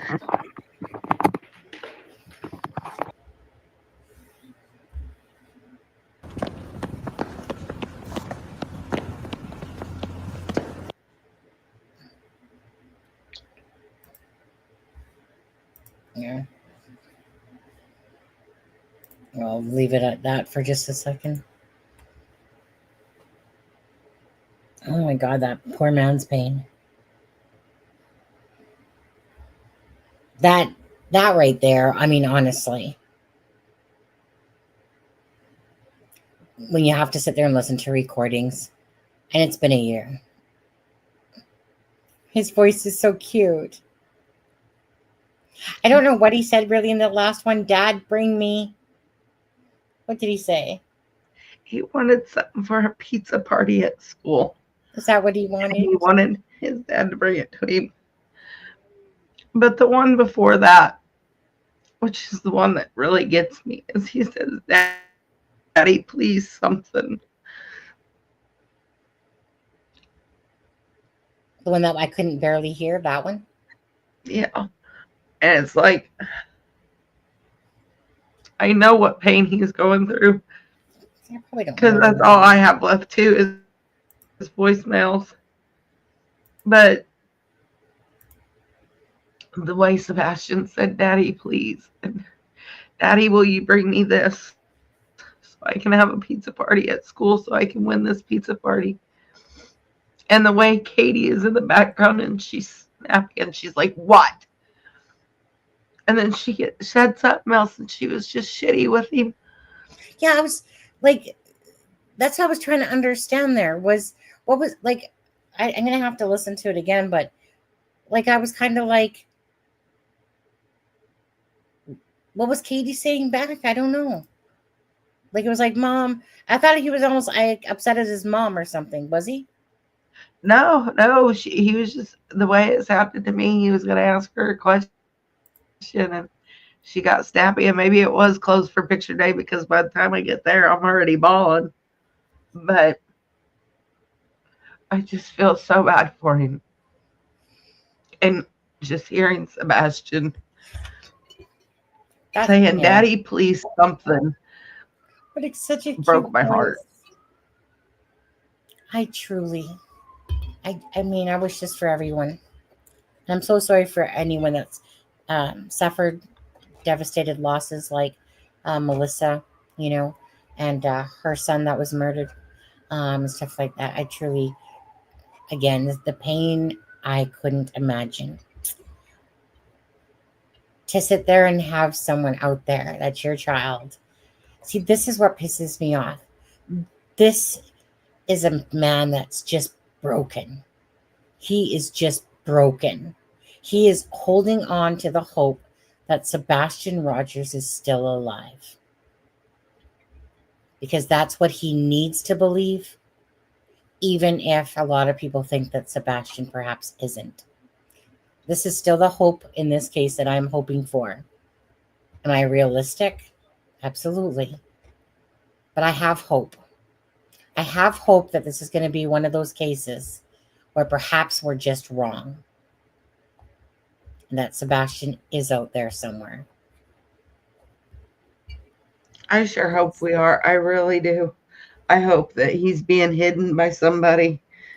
And I hope, you know, this doesn't go on forever and he is found. Yeah. No matter where he's at. Stupid itch. Hold on. Got an itch on my back. Oh my goodness. Found a pencil. Okay. Gone. Yeah. Seth should have waited on playing that for sure. Because, you know, like, it's a year mark. Just to hear that, you know, I mean, Tony's all teary-eyed. Jennifer, some people don't like her. You know, Jennifer Coffindaffer, a lot of people, some people don't like her at all. I myself do like Jennifer Coffindaffer. She might not be always right on things, just like anybody else. But I do respect her opinions and thoughts. I do find her to be very level-headed, even if she's off the mark. You know, sometimes she is an FBI agent. Her credentials are next level of the things that this woman has accomplished. I personally do respect her. I think Jennifer, like I said, was on this channel Jennifer's not above people like some people are. She's not above others. I admire the fact that she does go to channels. Jennifer is on the news all the time. You know, she never used to be, but then with Delphi, like you would see her always yeah, everywhere. Idaho case, this case, they were always calling her up, you know, and she does a lot of these court TV, all these different things. And she still makes time to come on the channels. She's a very grounded person. That's why I like Jennifer. She's a very grounded person. You know? Yeah, go ahead. Addison. I don't know where I got that. Adidas here is correct. He did say that they were from 2017. I think 2 of them were. I'm not sure if they all were, because the last one sounded older for some reason. Yeah, I think the first one was from 2017. He didn't say the date of the other 2, but you know, they're somewhere between 2017 and, you know, he said he didn't have any when he was 15. Yeah. So Adam would call her Jennifer Coffin Hopper. Jumping from. I know today, a certain hate channel come up, and I was like, whatever, I'm not doing anything. Let's see what they have to say. And Illuminati's Queen Bee, which one? You were right on one of them on the first one there. Yeah. But this dumb bitch, you dumb, stupid cunt. I will say it. If you ever, and you can block me, I don't care. I hope you're listening right now. If you ever want to say that you're going to go and grab all your little idiots and go into Seth's live on the 1-year anniversary or 2-year anniversary or whatever else and troll him and give him a hard time, I will personally dox your ass. And I will send people your way to give you a hard time on your life. Is that what they were talking about? Yes. She said her and a bunch of other people, oh, Seth got me blocked. We should just make extras so we can go in there so we can rag on him tomorrow and yada, yada, yada. Bitch, please, I will send people to your live and rat on you because that was wrong. They knew it was the 1-year mark that Seth was doing that. And they're talking about going in there and fucking trolling him. Well, you know, like I said, we're talking about trailer trash people here, though, right? I mean, we're literally talking about trailer trash. You know, we're talking about a fucking orca whale that opens up her mouth, fucking every other word is a cuss word coming out of it. You know, like when I first saw Illuminati, you know, at first I was like following her, and you know, I posted something. She hit like on my post because I tagged her name in it. And then all of a sudden she turned, just like J for Justice. Sorry, Jay, but true. J for Justice was all about Seth. I think she saw where the money was at or something. And then she just turned on Seth. Honestly, it reminds me of these little people that follow each other, you know, and support their little loser channels together. And that they just sit there like little wicked witches going, you know, like we're gonna sit there and trash Seth, and we're gonna oh, look at that, look at all the income coming in. Like I feel like that's what happened with Jay. Was like, if I talk about Christopher, I get a lot more views to my channel. That's what it felt like to me with Jay. At least Jay I can put up with more in a sense, right? I mean, to me, Jay's Jay. She's always been like that, but she flip-flopped like a fish. Illuminati, I didn't really know her. And then, honestly, she just turned into a very disgusting channel. And I'm sorry. Like I said, trailer park trash, you know.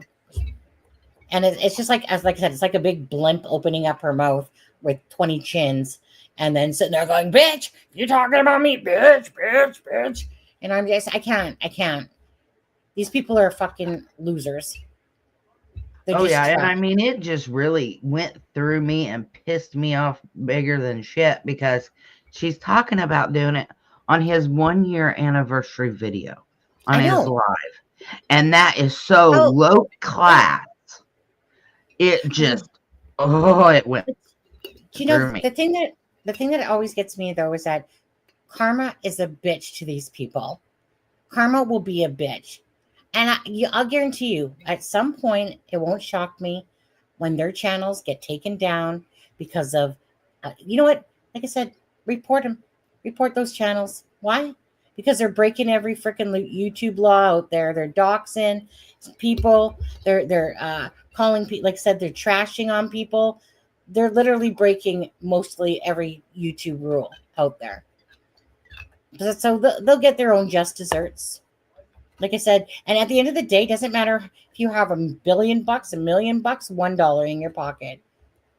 I'm going to go through this life being proud of who I'm as a person, you know? And to sit there and try to even think to do something like that, you are the lowest form of scum. Actually, the biggest shit turd that I could take in a toilet is probably, that would be what I would be thinking. Illuminati, that would probably be you. Because that is just so disgusting to even think to do that.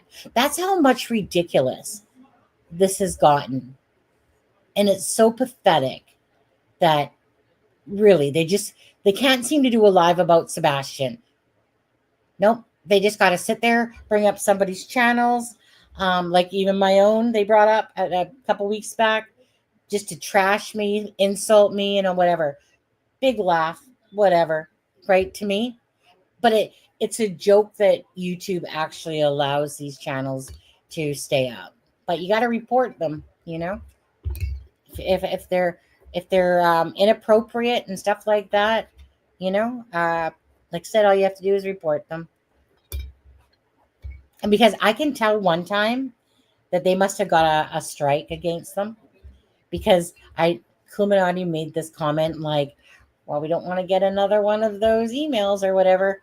And I was like, oh, what do you mean? The one from YouTube saying, like like either a copyright strike? No, I think it seemed like it was more than that. It was more like, like I said, Content violation? Yeah, content type of thing. Mm-hmm.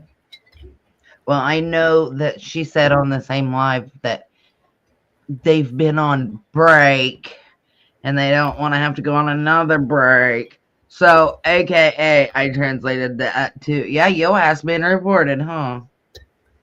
Mm-hmm. Oh, like what? When they get a 1 week suspension from their channel type of thing? Yeah, how it was, they were glad to be back on their channel after their break because they don't necessarily like going on other people's channels because they have to control themselves. Yeah, okay, so that would mean that they got the like week violation thing. Yeah. Yeah. Mm-hmm. Anyways, you guys, tomorrow night probably do a live with Sebastian. I'm just waiting to hear back from Alexa, because Alexa, if you guys don't know who Alexa is, she's a criminal profiler.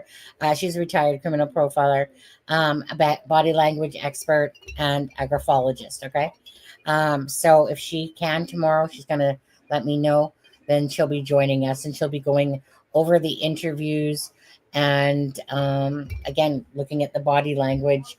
And she said something to me today. What did she say? Let me just take a look. I had asked her a question because Katie's always looking down, and then she said something like, when somebody looks to the right. Oh wait, what's this? They do, Adidas. They use other content creators' videos for their own monetary gain. You are so right. Because they don't do anything on their own. They just play other people's stuff and trash talk them. That is their content, to trash talk people, because that's what they are, trash. I'm just trying to figure out what this thing that Charmaine sent me is. This screenshot. I don't know. She said, check your messenger. It's ridiculous.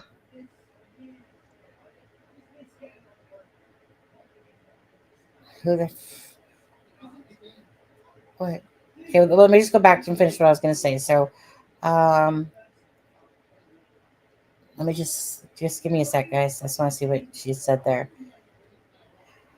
She says, I said, even, she said she was, oh, no, boyfriend knows by looking at the right. Okay, she says, or I noticed that when she is trying to do a visual recollection memory, meaning Katie, she looks to the right instead of to the left. She said, by looking to the right, it means she isn't accessing her occipital lobe. She is accessing the Occipital. imagination part. So hopefully she can join us tomorrow.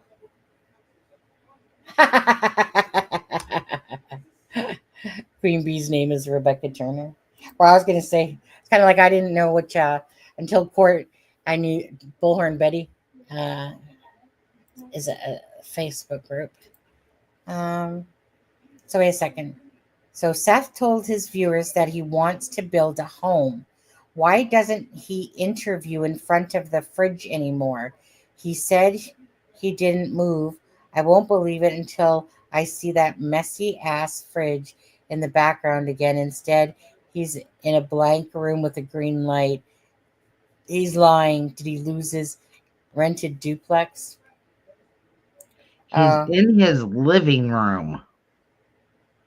And then Bliss Blessings donated Scooby Girls. So Scooby Girl donated $10 that says, God bless, build that home. But that was part of this whole homestead thing that he was going to do, is he eventually wanted to build a home.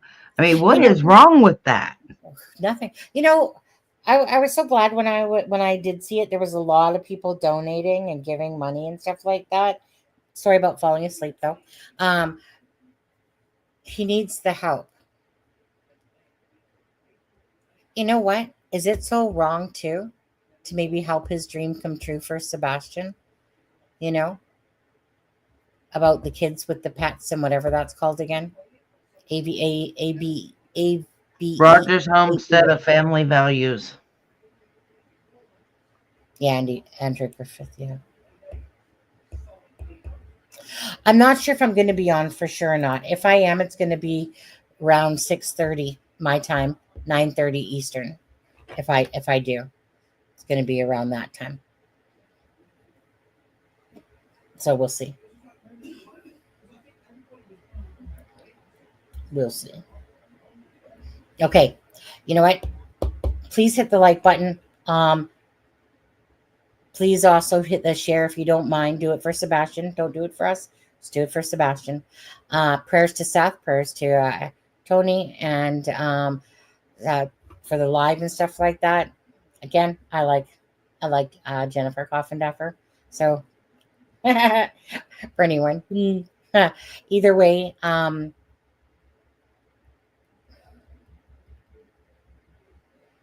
prayers for Sebastian Rogers.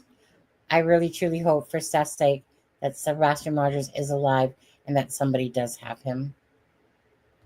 Poor man. Just, I can't help it, that end part there, listening to the messages. Anyone that has a child, if you literally had a missing child that you have no idea where they are at all. You don't know if they're alive or dead. You don't know where they are. What torture is that upon a parent's heart? Well, Christopher and Katie don't seem to give a fuck. Seth gives a fuck. Anyways, you guys take care. Thank you, Melissa. Thank you, Charmaine. Thank you, guys. Thank you, guys. Thank you, everybody, for playing musical chairs. On there, yeah. My fault, but whatever. Gave people to come over to your channel over there, Melissa's channel. If you Google, just type in American Justice. All you have to do is type in American Justice Sebastian as well. I'm too lazy to go pull your link. To be honest with you, gonna get off. I'm going to go. I'm really tired. I'm gonna go find something to eat, and I'm gonna go lay down, and I'm gonna go watch some videos because I'm off for the next 2 days. Yeah, I appreciate you guys. Appreciate you guys for being here. Thank you for anyone that's new. Welcome to the family. Again, just always be respectful to each other. but we don't have to be so respectful to those channels, okay? The certain channels, we don't really have to. If you want to say that Cluminati is a piece of shit, feel free. It's okay, And I'm saying that actually we should probably just ignore these people. They mean nothing to us, to be honest with you. Like they are literally trash. They literally have no value to this earth. Again, so thanks for everyone that truly cares about Sebastian Rogers, remains respectful and kind and loving and caring. And thank you to the creators as well that don't use Sebastian's case to feed their pockets, And like I said, thank you to all those people that were donating to Seth tonight. He needs your help. Let me put it this way. He's not asking, but it's appreciated. Thank you, Addis Perez. Thank you, Shirley. Thank you, Sharon Mods. Ben's not here. Thank you, Ben, for not being here. Patricia, you take care. Have a great night, guys. Charmaine, Snuggle Bunny. She's like, I thought you guys were getting off early. Yeah. She likes to point that out. But anyways, with that being said, we're going to play out The Eye of the Tiger for Sebastian's song. I'm not going to play it the whole way through just because I don't want to get off the live tonight here. And it already plays at the start. Are you ready? You have anything last things to say? No. Just You good? prayers for Sebastian and prayers for Seth. Absolutely. Absolutely. Okay, guys. You guys take care. God bless.